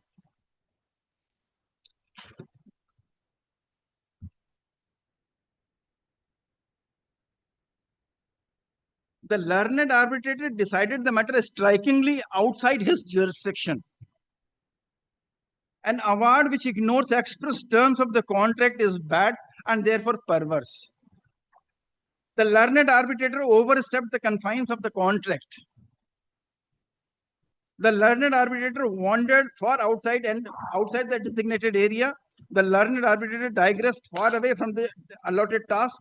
His error arose not by misreading or misconstruing or misunderstanding the contract, but by acting in excess of what was agreed by the between parties. He was aware what is there in the contract. He was aware what is the statute, but he acted in a different manner. It was an error going to the root of his jurisdiction because he asked himself the wrong question, disregarded the contract, and acted in excess of his authority. The learned arbitrator is not permitted to travel beyond the parameters of the contract. The learned arbitrator acted unreasonably, irrationally, and capriciously, and ignored the limits and the clear provisions of the contract. Volume 8. Volume 8.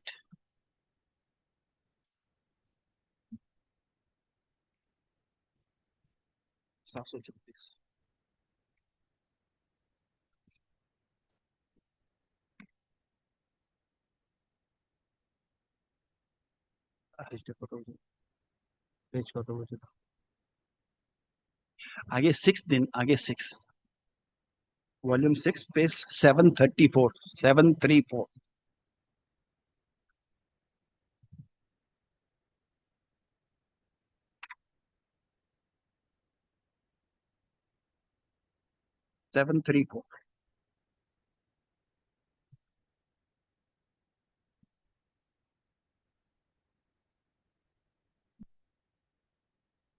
What is this? These are the documents disclosed by the respondents in the arbitral proceedings. Right from 734 to 770 are one and the same, my lord. Here, what has happened, my lord? They have said total diesel cost for the month of so and so. Total units consumed 97,000 units. Units to be charged to retailers as per prevailing rate 7 rupees per unit. Total billing to retailers so and so, balance diesel cost so and so. bill to be raised to builder 3,32,954. Now, what they have done, since the electricity was not made available to them because they did not pay the electricity provision, cost of electricity, proportionate electricity cost. So they started recovering this money from my license fee, which was unfair and illegal too.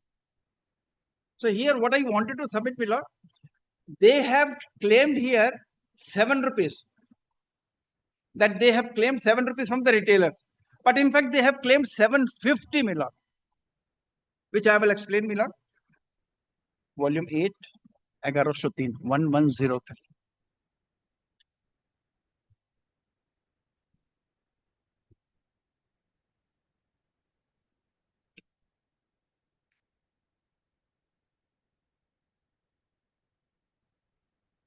I mean, in page 734, they have said that they are recovering at the rate of rupees 7 per unit from the retailers. Yes. Whereas the fact is, they were recovering at the rate of rupees 750 from the retailers. This is a bill raised by them on PGI retail, that Raymond stores, my lord. Yes. At 750.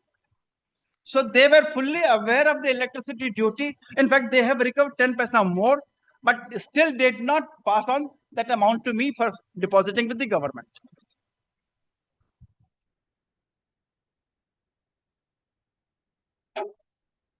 These are their documents, my lord, disclosed by them before the arbitral tribunal, my lord, from 734 to 770, my lord. And in all the pages, they say that they are claiming 7 rupees from the retailers.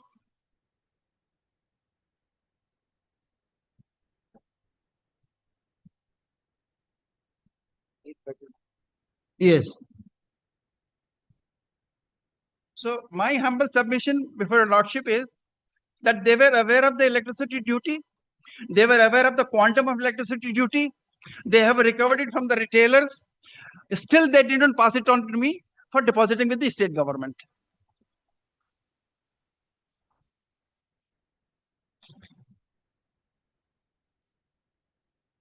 This is the most dishonest act on the part of the respondents, my lord.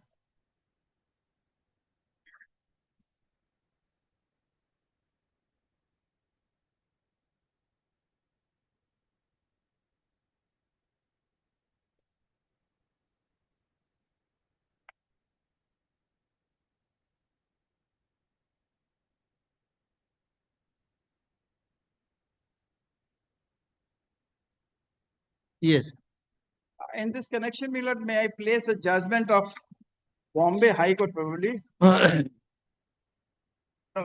This is, I'm sorry, this is Supreme Court judgment, my lord, at page A32, my lord. A32.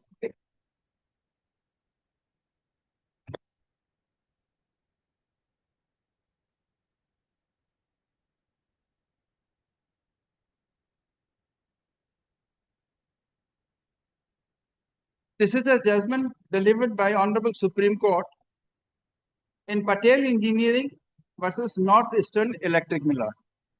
I'll be referring to paragraph 25, my lord.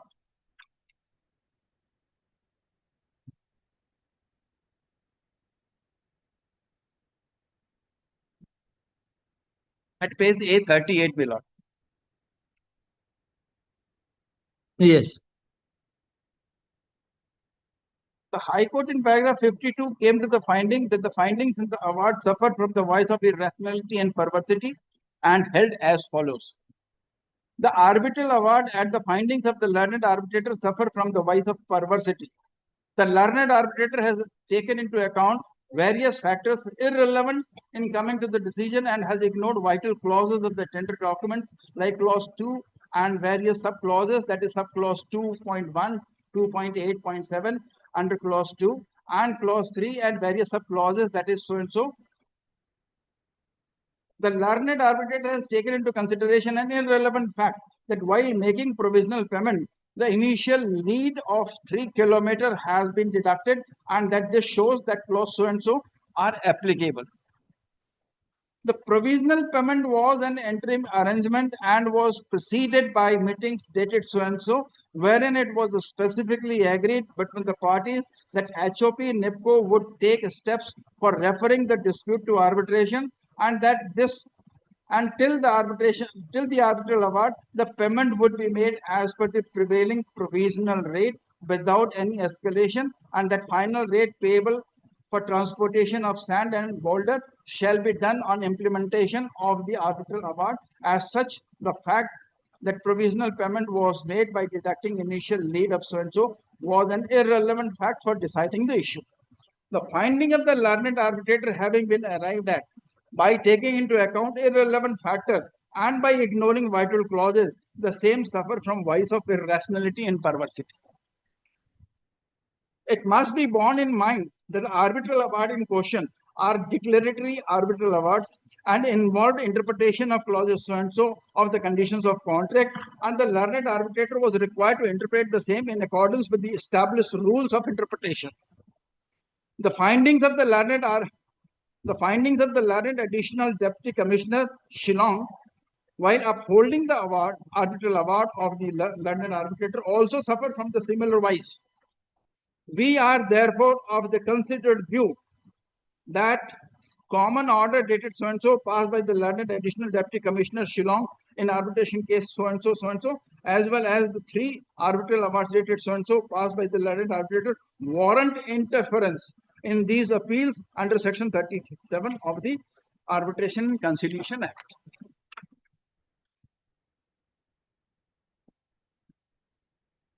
There are additional reasons for interfering with the order dated so and so passed by the learned additional deputy commissioner judicial Shillong and the arbitral awards dated so and so passed by the learned arbitrator.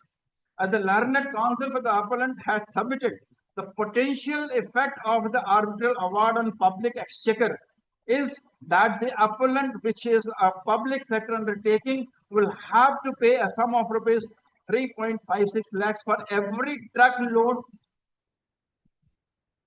of 10 cubic meters of sand or boulder traveling for 100 kilometers, and the total potential effect would be about rupees 1,000 crores.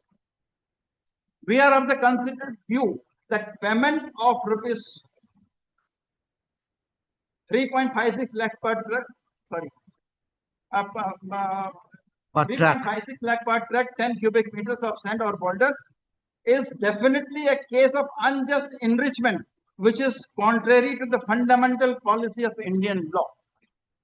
Unjust enrichment being contrary to the fundamental policy of Indian law is a ground for interference with the arbitral award under section 34(2) of the Act. The Bombay High Court in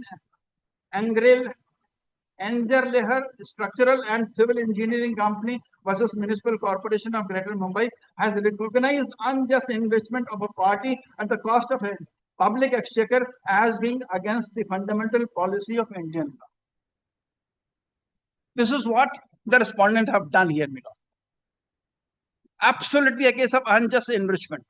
They have collected, they have not deposited.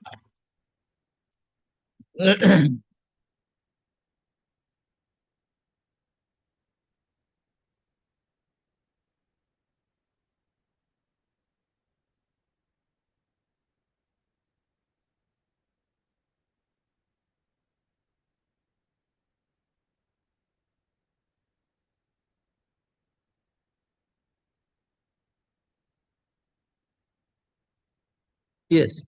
The award has been passed without application of mind. Non-application of mind is a defect that is fatal or fatal to any adjudication, my lord. Although the construction of the terms of the contract is primary for the arbitrator to decide, but he has to be fair in deciding that. Insofar as the claim of electricity duty is concerned, the same relates to statutory obligation, my lord, under the Bengal Electricity Duty Act 1935. Under the said act, a person generating electricity shall be liable to pay to the government at the prescribed time, in the prescribed manner, the electricity duty payable under section 3 and 5. Yes. And other relevant provisions and rules thereunder on the units of such energy generated and consumed. The Act provides the quantum of electricity duty as under. I have placed before your lordship that was increased from 5 paisa to 40 paisa, my lord.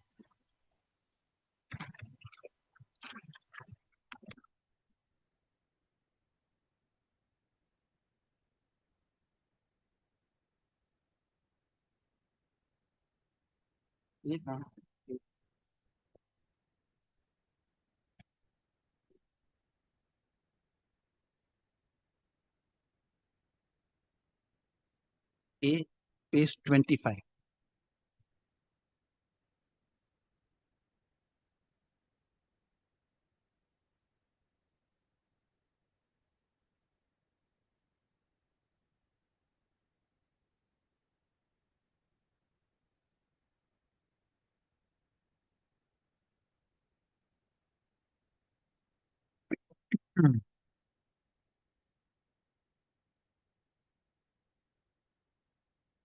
But section 5.1 is very clear. 5.4 is also very clear, my lord.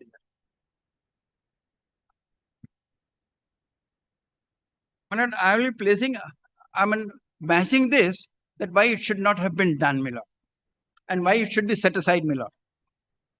This is the judgment delivered by the Honorable Supreme Court in Southeast Asia Marine versus Oil India, my lord, at page 25, my lord.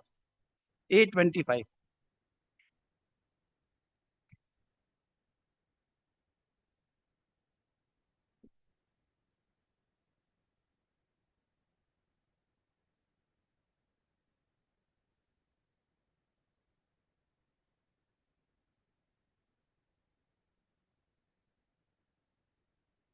By Justice Ramanna, 3 judgments, my lord. Yes. And Justice Reddy and Justice Gawai. Now, before I place the relevant paragraphs, my lord, I would place paragraph 2 and 3 before your lordship, my lord, so that the things would be clear, my lord. Brief facts necessary for the disposal of this case are as follows. Appellant was awarded the work order dated 20th of July 1995 pursuant to a tender floated by respondent in 1994. The contract agreement was for the purpose of well drilling and other auxiliary operations in Assam, and the same was effectuated from 5th of June 1996. Although the contract was initially only for a period of 2 years, the same was extended for 2 successive periods for 1 year and each by mutual agreement. And finally, the contract expired on 4th of October 2000, from 96 to 2000, my lord. Now, 3 is very important, my lord. During the subsistence of the contract, the prices of high-speed diesel, one of the essential materials for carrying out the drilling operations, increased. Appellant raised a claim that increase in the price of HSD, an essential component for carrying out the contract, triggered the change in law. Under the contract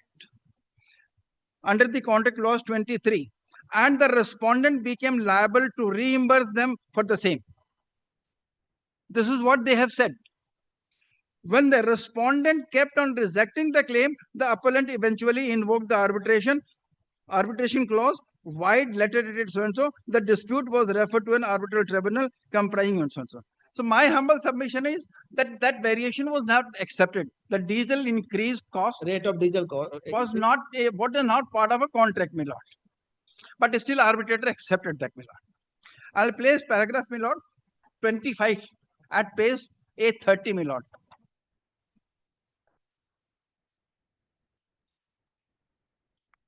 Yes. Having regards to the law discussed herein, we do not subscribe to either the reasons provided by the arbitral tribunal or the High Court.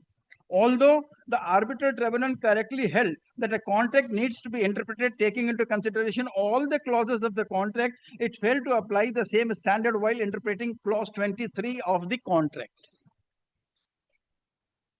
Paragraph 28, my lord.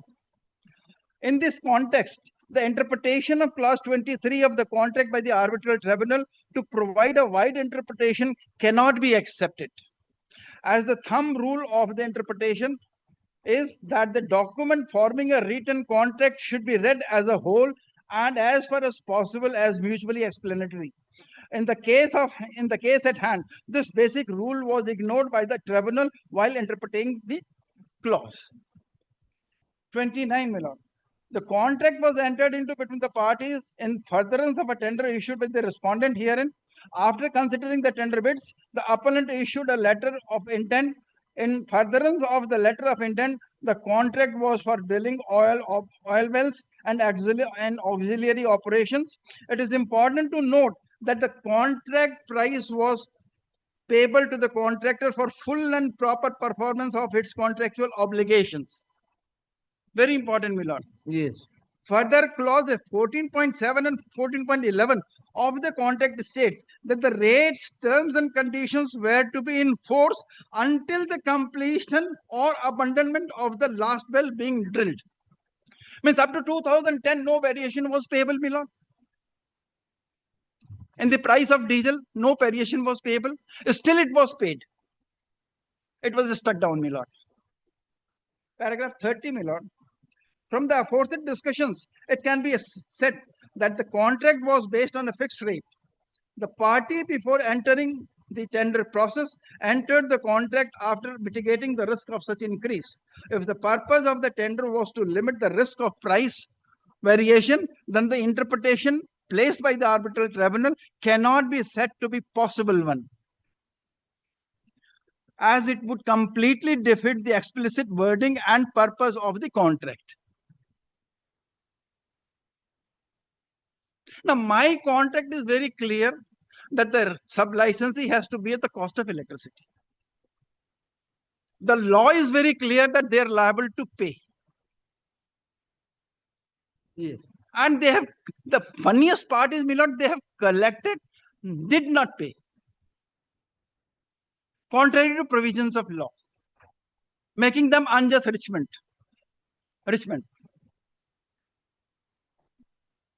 And then 31, my lord, the interpretation of the arbitral tribunal to expand the meaning of clause 23 to include change in HSD is not possible interpretation of this contract, as this appellant did not introduce any evidence which proves this.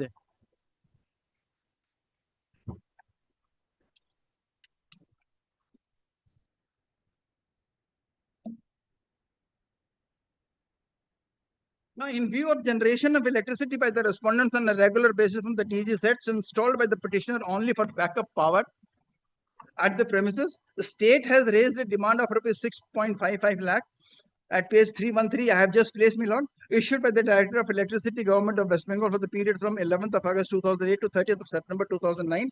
Further demands have been raised and are in pipeline for the energy generated by the respondents from the said diesel generators installed at the premises by the claimant for backup power. Now, my lord, from the records placed before the arbitral tribunal at page 547, 4. Page 547.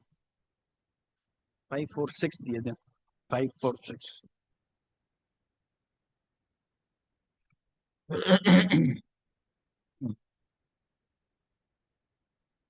This chart has been prepared by me on the basis of figures supplied by them.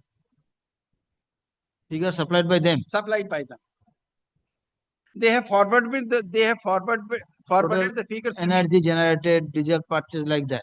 Yes, my lord. They have told me that how many units they have generated, and they have also said how many liters of diesel they have purchased. These two figures they have given to me by an email, and then I have recorded here, my lord. Yes.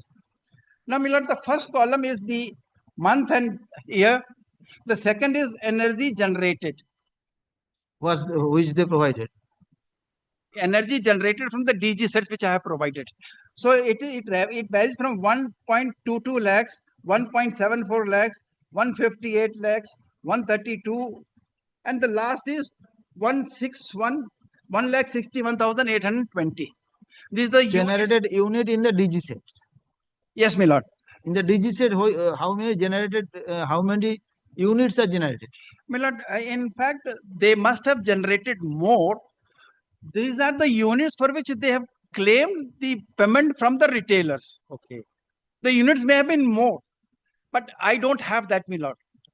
But then these figures are on which they have claimed at the rate of rupees 7 from the retailers.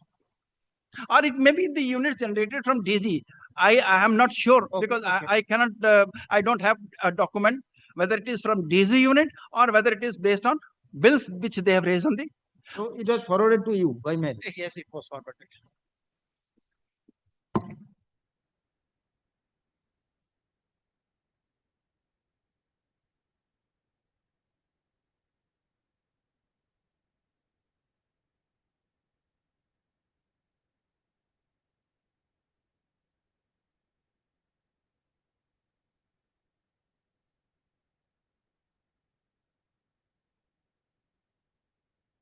What is this? Now, these are the figures which my lord, they have provided to me.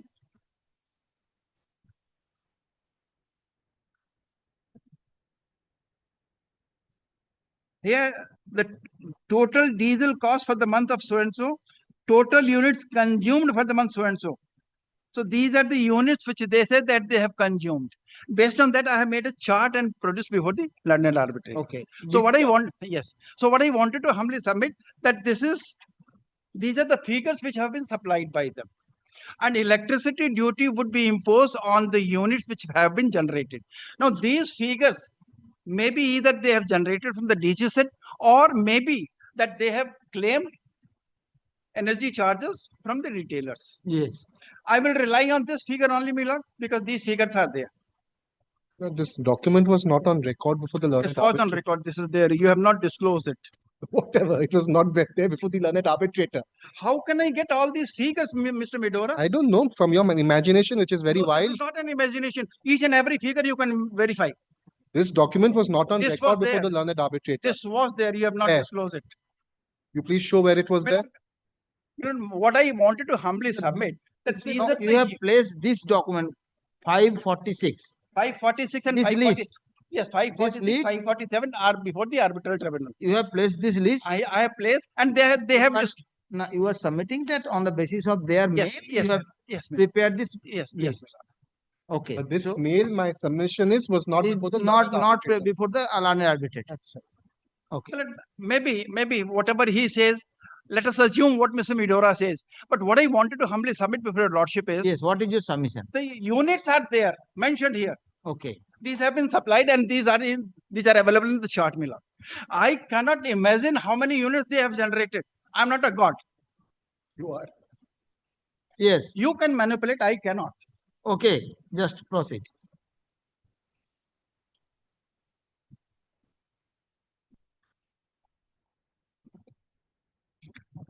So, my lord, in 546 and 547, in both in the first column, your lordship would find, in the second column, your lordship would find how many units they have generated. I will restrict my submission for this units only for the time being, my lord. I'll come to the next for my other claim, my lord. So from the records placed before the learned tribunal at page at 546 and 547, it could be seen that the respondents are admittedly generating an average of 1,50,000 units per month. Under the provisions of law, the person who generates and consumes the said energy is liable to pay electricity duty at the rate of rupees 40 paisa per unit of energy generated and consumed in terms of clause A of first schedule as modified of the Electricity Duty Act 1935. Thus, the electricity duty per month works out to 60,000 rupees per month. Now, if they generate on an average 1,50,000, 40 paisa per unit, it comes around 60,000 average. As the respondents are doing both the generating power and from the DG, as the respondents are doing both, that is generating the power from DG sets as well as consuming the said energy, they are liable to pay electricity duty in terms of aforesaid provisions of law. The respondents have recovered such amount of electricity duty from the occupants of the premises, 50 paisa instead of 40 paisa per unit, but have not paid the same to the petitioner, being the SSC before the authority for depositing with the state. Such recovery is evident from the respondent's disclosure of documents at pages 734 to 770. I have just disclosed before your lordship. B45 judgment. I'll be referring a judgment of Calcutta High Court, my lord. In my B45, it is there, my lord.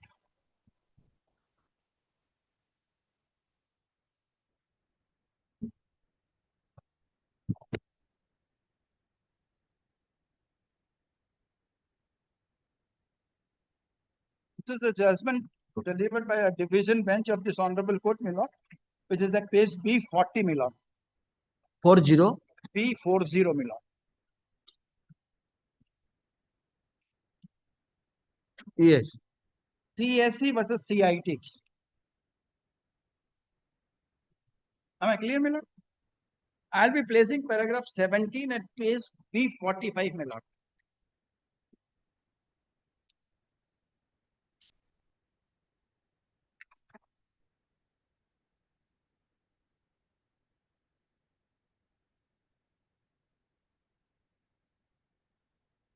Yes. Paragraph 17. May I please, my lord? On a reading of the aforesaid provisions of the Bengal Electricity Duty Act, it is quite clear that the primary liability to pay electricity duty to the state government is that of the consumers of energy. The licensee SSC merely acts as a collecting agent for the state government. I am only a collecting agent, my lord. It is like that, my lord, TDS under the income tax, when I make a certain payment beyond a specified limit, I am to make that payment recovering the TDS amount. And whatever amount I recover, I deposit it in the department. So here also, I am an agent. Under income tax also, I am an agent. Yes. The licensee is obliged to collect the electricity duty from the consumers and pay the same to the state government. The licensee merely acts as a conduit. The electricity duty is not chargeable to the licensee. My lord, it is not chargeable to me. If the intention of the legislature was to impose primary and absolute liability for electricity duty on the licensee, the proviso to section 5(1) of the act would not have been there.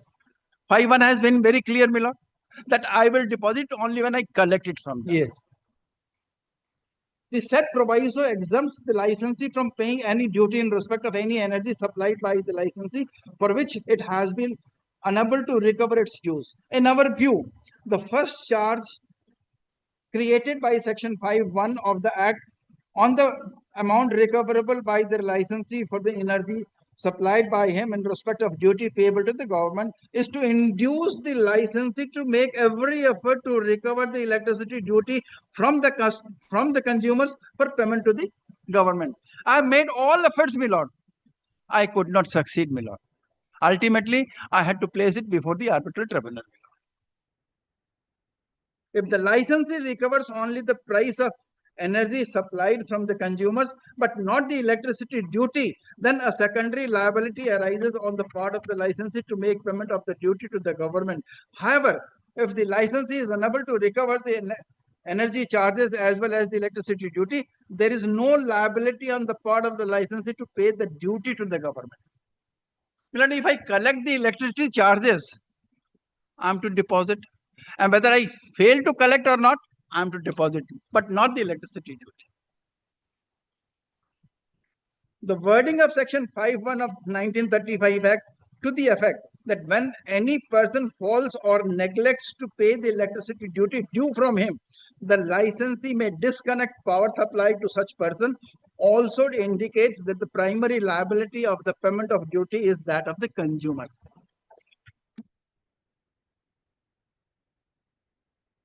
Paragraph 20, my lord. Yes. Looking at the issue from another angle, the electricity duty collected by the licensee from the consumers is so done by the licensee as an agent of the state, and hence the same cannot be considered to be a trading receipt in the hands of licensee. It does not constitute income of the licensee and cannot be included in the licensee's income for the purpose of computation of income tax. It is not a business receipt of the licensee which the licensee collects on his own behalf in connection with its business of generating and supplying electricity. The licensee does not collect the electricity duty for its own consumption or utilization. If the licensee collects the duty but does not pay the same to the government, the statute provides mechanism for the government to recover the same from the licensee. If I recover and do not deposit, there are provisions in the contract how to recover that. Even in a case where the licensee is unable to recover the duty but recovers the energy charges, the statutes still provide a procedure for the government to recover the duty either from the consumer or from the licensee. This view of ours finds support from the decision of the Andhra Pradesh High Court in the case of Commissioner versus Income Tax versus Devant Chandraya. Though the said case deals with sales tax, the principle laid down in that case supports our view. The mischief that Section 43B of the Income Tax Act intended to present is taken care of by provisions of Bengal Electricity Duty Act. Now, my lord, the 43B of Income Tax Act is slightly different. That is, if I may submit, if I am not incorrect, if I take a loan from bank and if I don't pay the interest, still still make a provision in my books of account that so much of interest is payable. That will be added to my income. Under section 43B, if a loan is taken from the banks or any other financial institutions, either I am to pay or do not make a provision. Yes. If I pay, it's an expense. If I make a provision, it will be added to my income. That is 43B. But here, my lord, a slightly different BD. Even if I collect, even if I do not collect, I cannot show it as my income in the books of accounts. This is what has been made clear. So the law is very clear. This judgment is also very clear. This was placed before the learned arbitrator, my lord.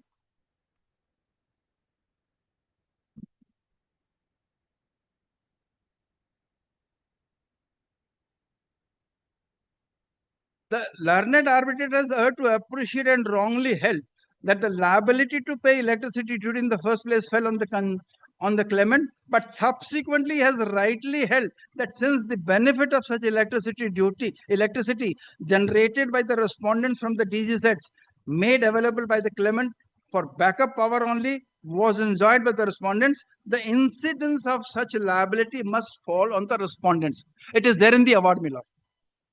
Let me place the award once again, my lord. Page 88 of my petition, my lord. Volume 1, page 88. Volume. Petition.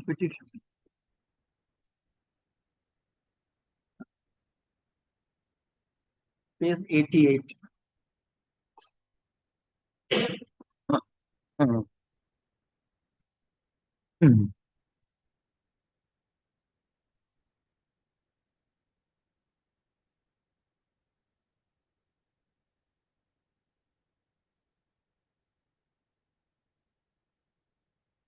Paragraph 56, my lord. Yes. I'll just read the last sentence, my lord. The last 3 lines. The claimant admitted that since the electricity generated by the diesel generating power intended to be used as backup power, liability to pay electricity duty charge in the first place fell on the claimant himself. But since the benefit of such electricity was enjoyed by the respondents, the incidence of such liability must fall on the respondents. He has acknowledged the liability of the respondents, still decided the award otherwise, my lord. Absolutely non-application of mine, my lord.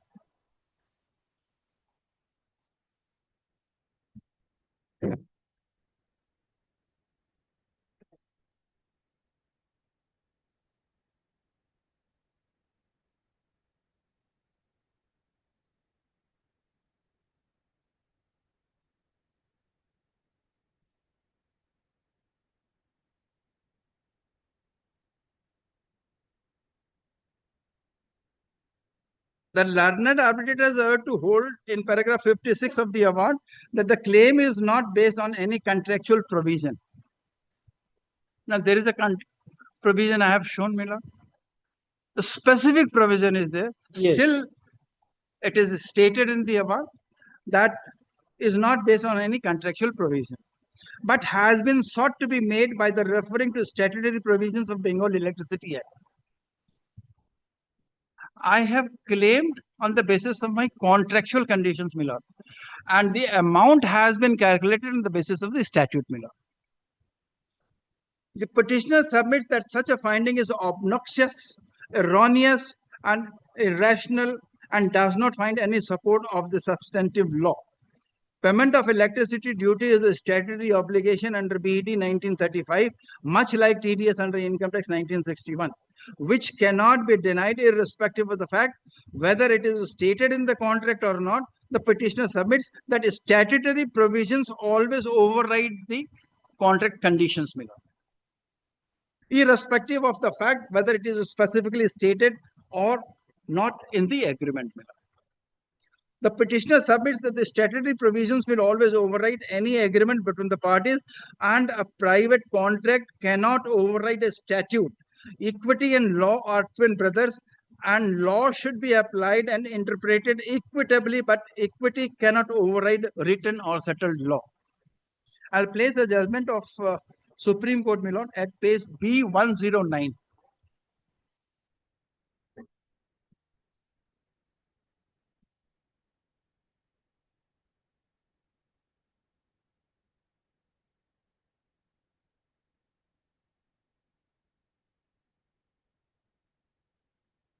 This is a judgment delivered by Honorable Supreme Court, which could be seen at page 106, my lord.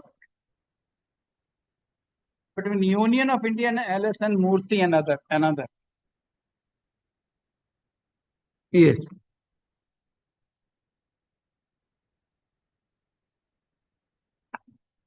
I'll be referring to, my lord, the last page, 109, para 11, my lord.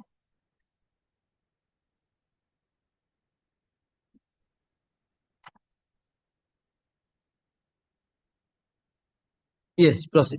Para 11, the last portion, which starts from 31, my lord. However, the award which is on the face of it, patently in violation of statutory provisions, cannot be said to be in public interest. Such award judgment decision is likely to adversely affect the administration of justice.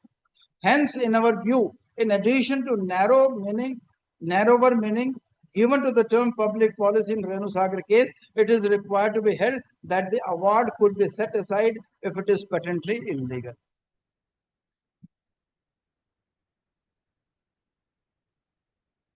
I'll be referring another Calcutta High Court judgment at B79, my lord. Page B79. Yes.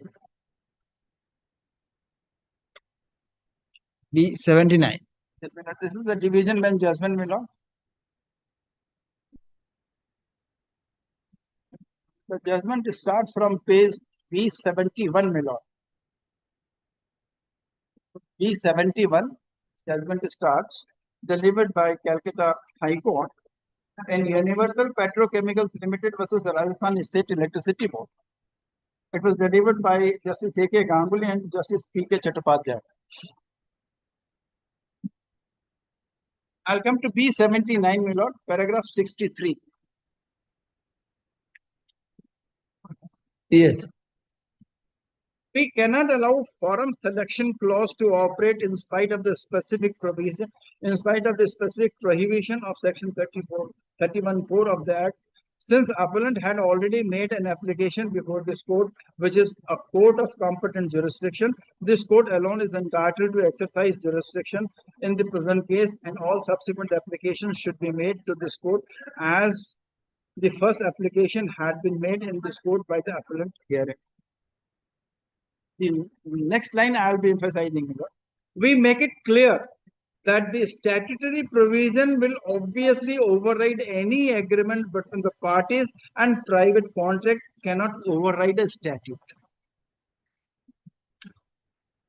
Yes. Apart from my specific condition in the contract, I get the support from the Act also, my lord. It should have been allowed, my lord. Unfortunately, it was not allowed to be. And while rejecting my claim, irrelevant facts have been taken into consideration. Just facts have not been taken into consideration. May I also refer to B82, my lord? The next judgment, my lord. PM Lata and another versus the state of Karnataka, my lord.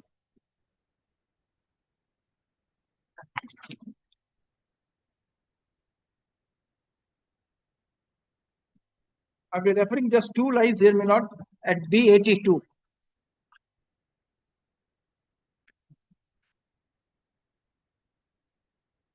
The fifth paragraph, my lord. Equity and law are twin brothers, and law should be applied and interpreted equitably, but equity cannot override written or settled law. Yes. So as far as, my lord, the law is concerned, the statute is concerned, I have placed these judgments also, and I have also placed that statutory provisions are always will override the contracts, even if it is not very clearly stated in the contract. And my contract fortunately contains a very specific clause that the sublicense is required to pay the cost of electricity. And the quantum has also been certified by respondents themselves that how much unit they have generated. And I say that roughly 150,000 units are generated by them on an average. And the electricity duty is 40 paisa per unit. It comes to rupees 40 paisa per unit, and it comes to rupees 60,000 per month. And from 11th of August 2008 to 30th of September, there is a notice, there is a demand notice by the from the electricity department for 6.55 lakhs. From 1st of October 2009 till the award was published, that becomes around 80 months. Now, since they have generated, they have used, I am entitled for that 48 lakhs also. And I made my claim at 25 lakhs, my lord, initially, because I was not aware how many units they are generating. It was all a guesswork, my lord. Now the figures are there. They have disclosed how many units they have generated. And based on the Electricity Act, my lord, 40 paisa, 60,000 per unit. For 80 months, it comes to 48 lakhs, and then 6 lakhs 55,000. So I'm entitled for an award for 54.55 lakhs, my lord. Okay.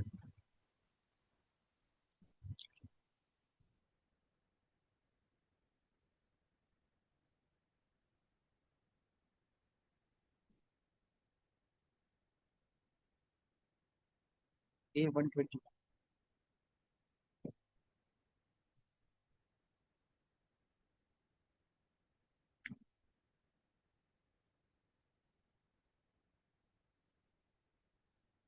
My lord, I will place a two-line, my lord, from a judgment ONGC versus SA pipes at page 121, my lord. The judgment starts at page 113, my lord.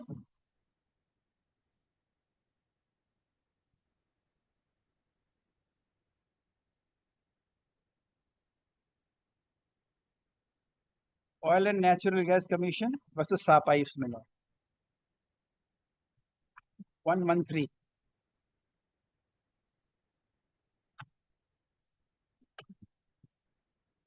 Volume A or B? Yes, A, my lord. Volume A. A.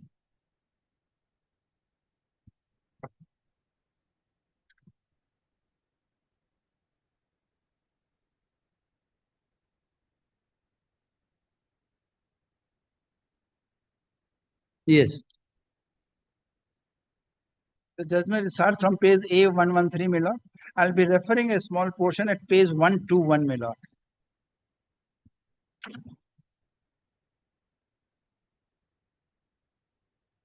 Just the light at the bottom, 4 or 5 lines, my lord. However, the award which is on the face of it, patently in violation of statutory provisions, cannot be said to be in public interest. Our lordship got that? Such award judgment decision is likely to adversely affect the administration of justice. Hence, in our view, in addition to narrower meaning given by the term public policy in Renu Sagar, it is required to be held that the award could be set aside even if it is patently illegal. Result would be award would be set aside if it is contrary to the interests of India, contrary to justice or morality, and contrary to, in addition, it is patently illegal. Yes.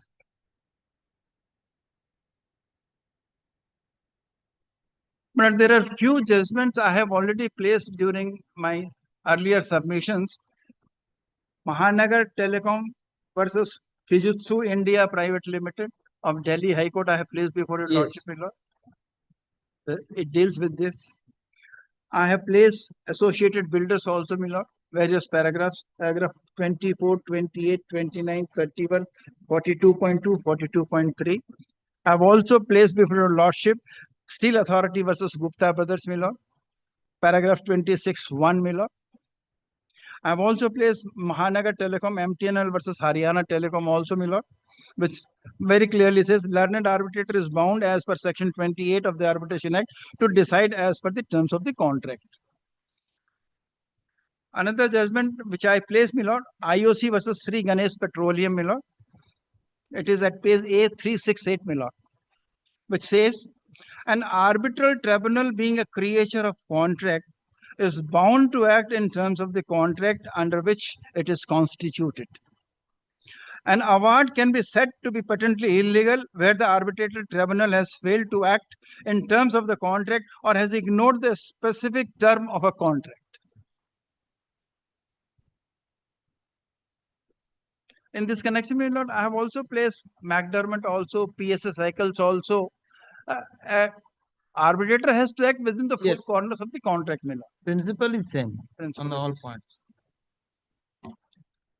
So, my lord, taking into consideration all these facts and figures, my lord, 6,55,000 is the notice, demand notice, and then subsequently further 80 months comes to 48 lakhs, my lord. 48 lakhs plus this adds to 54 lakhs 55,194, my lord. 48 lakhs, which is for 80 months into 60,000, my lord. Yes. And then the 6,55,000, my lord. So total comes to 54,55,194, my lord.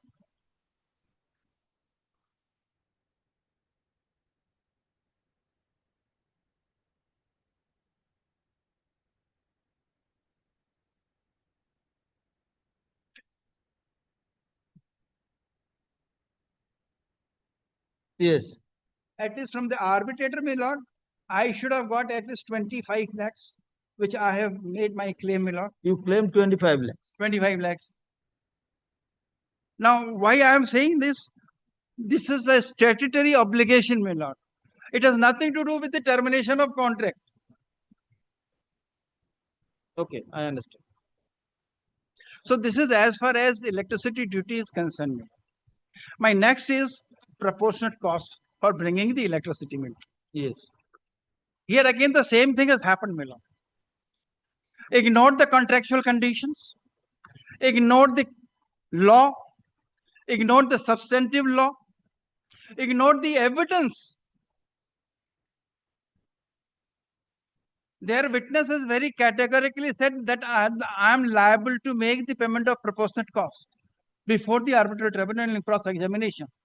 He has said, I'll place it before your lordship. Show me the agreement first. I'll first place, my lord, the contract condition. Contract.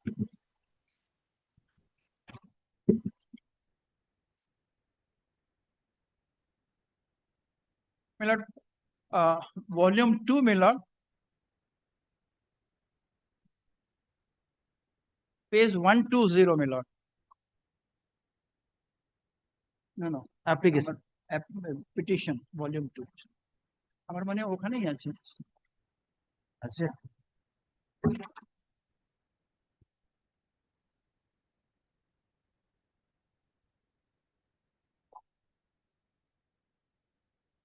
One, volume 1. 82. Volume 2, petition. Page 120.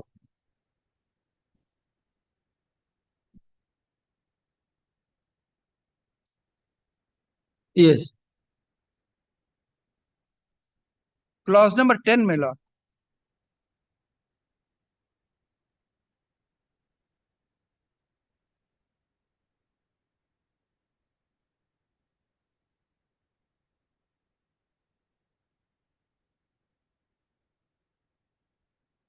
Clause number 10, my lord. Yes. The sub-licensee shall be provided electric connection up to their main panel and therefrom subsequent distribution of line and other related works shall be carried out by them after obtaining the approval of their detailed layout plans from the licensee.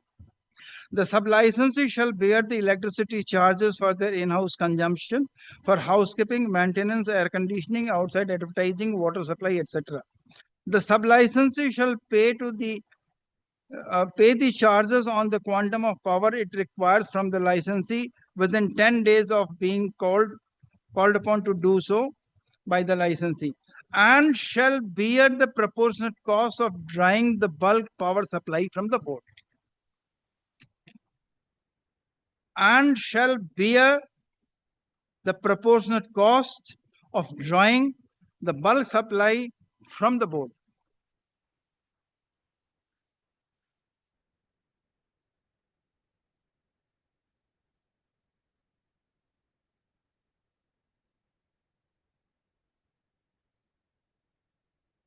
Yes. You know, I'm a very layman. What I could understand from this, that they have to bear the proportionate cost of bringing the supply. It doesn't say that they will make the payment to me once they have been supplied the power. It's not that. For bringing the power. The language is very, very clear, Mila. Shall bear the proportionate cost of drawing the bulk supply from the board. It is not drawn, it is drawing. Yes. This is number one. Number two, my lord, I'll place question number 114.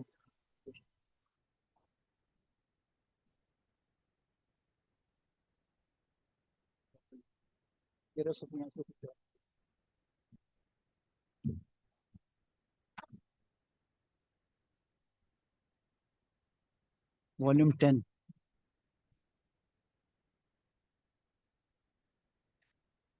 One 1397.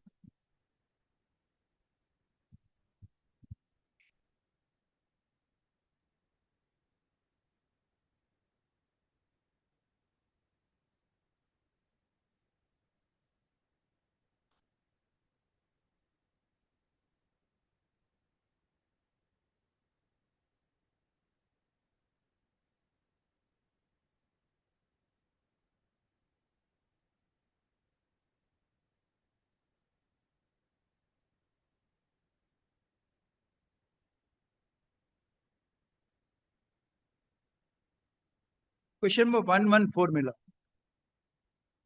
Yes, my counsel has asked a question to the witness of the respondents, who is the company secretary who came from Bombay, Miller, a highly qualified person. Please take the agreement again and come to clause 10. In terms of this clause, are the respondents obliged to bear the proportionate cost of drawing bulk supply of electricity from the board? Yes, as I see. Unconditional, unequivocal. Yes. So my humble submission, there is a specific contract condition that they have to bear the proportionate cost of bringing supply. And the evidence of the respondent themselves is that they are to make the payment of proportionate cost for bringing the supply from the board. So contract condition I have placed before your lordship, Miller. I have placed before the evidence also, Miller. Now I have placed, where is the cost? Miller? Cost. Total cost. Cost. I'll come to that, Miller. First of all, let me place these conditions before your lordship.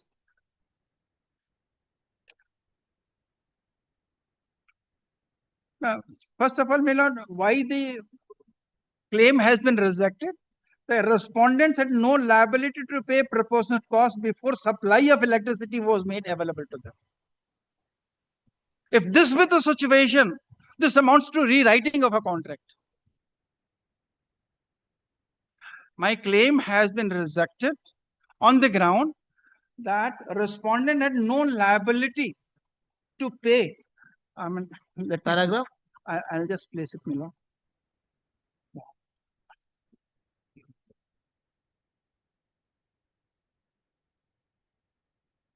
Page 91. Page 91, my lord, from 60. And the rejection is at page 93, my lord. No, sorry, 94. At the bottom, my lord. Page 94, my lord. Paragraph 70. Okay. Much argument was made as to whether all the items of works and equipments referred to in Annexure B at page 37 of the statement of claim pertain to the work of bringing electricity to the premises.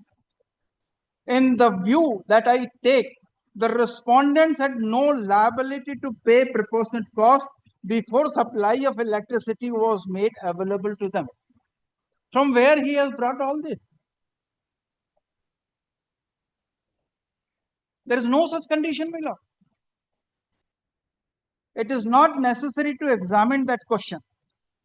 True, the claimant has incurred enormous expenses towards purchase of equipments and related works for the purpose, but the respondents cannot be responsible for claimant's misadventure. To hold otherwise would be to convert one's misfortune into a privilege. Accordingly, I reject.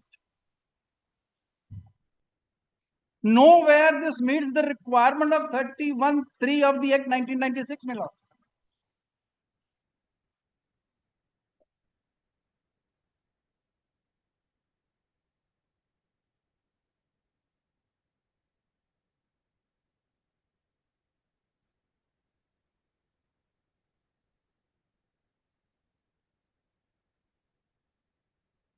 Yes.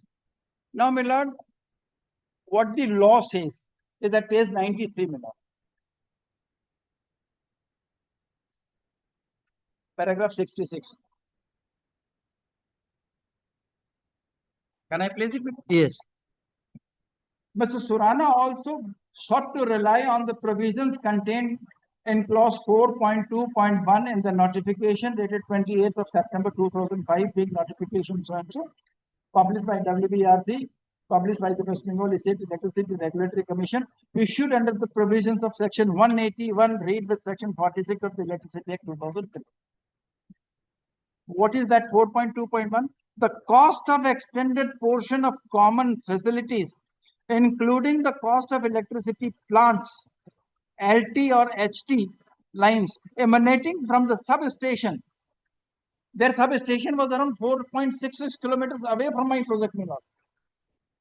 Distribution mains, etc., shall be borne by a new consumer, consumers in the proportion to their respective connected loads. Those new consumers who might be served by the same extended portion of the common facilities subsequently shall also bear the cost of aforesaid extended facilities in proportion of their respective connected load till the cost incurred by the licensee in extending the said facilities are fully reoccupied. This also very clearly says that these costs have to be paid in advance before the power is made available to them.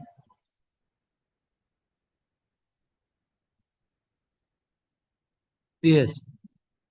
Where there is provision of turnkey and completion of the service connection is to be borne by the consumer under any procedure framed under regulation 13.13 of SOP, then on sharing the same asset by any other consumer, the licensee shall refund the proportionate cost to the consumer who has built the asset under turnkey consent.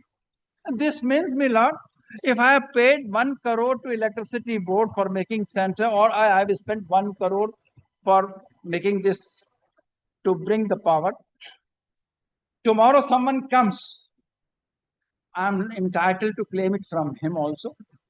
But then I want to use this. Who want to use this.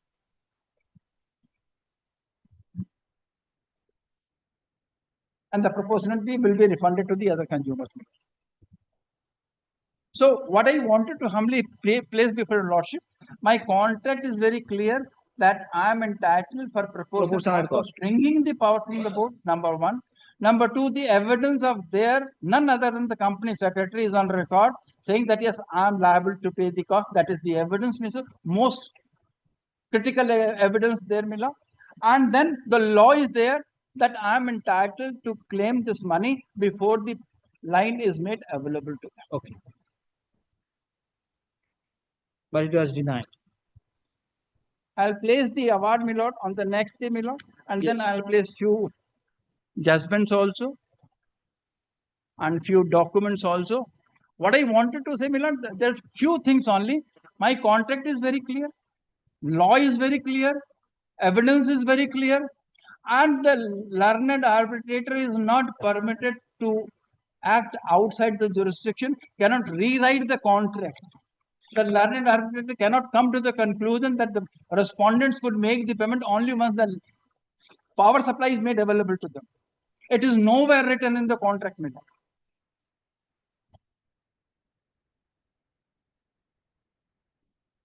So, Mr. Surana, you have some other points also. My lord. 10, 11, 12, 13, and 14. You know, those two are more or less common. If I compute one, and then the cost, I will take 10 minutes or 5 minutes, and then interest is an important factor, my lord.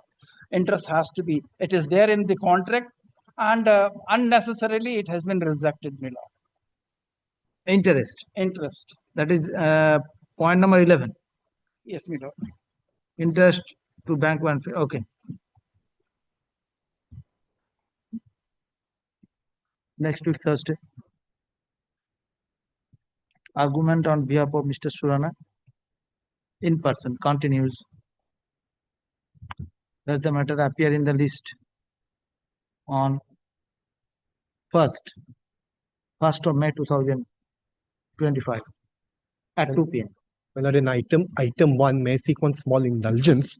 We have filed our notes. While going through the notes, we've realized a couple of small errors which are there. May I be permitted to just take it back and give it back within a few minutes today itself? চেম্বারে চলে গেছে very good जल्दी चला गया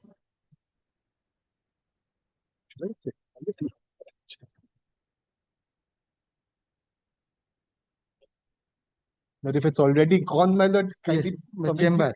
If your lordship will not look at it, can I give a fresh copy on Monday, subject to your lordship's? Yes, you can give Let me do that. It will be better. Let me not call for it back, but let me give a fresh copy with the correction, sir. Very Kindly do not look at it in the meanwhile. My lord, I'll can you return men- it back. my lord, can you mention it on Monday, my lord, and Not hand it over? necessary, not necessary.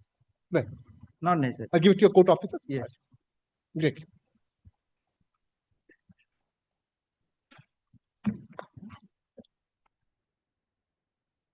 ये file में रखो। ये file में रखो।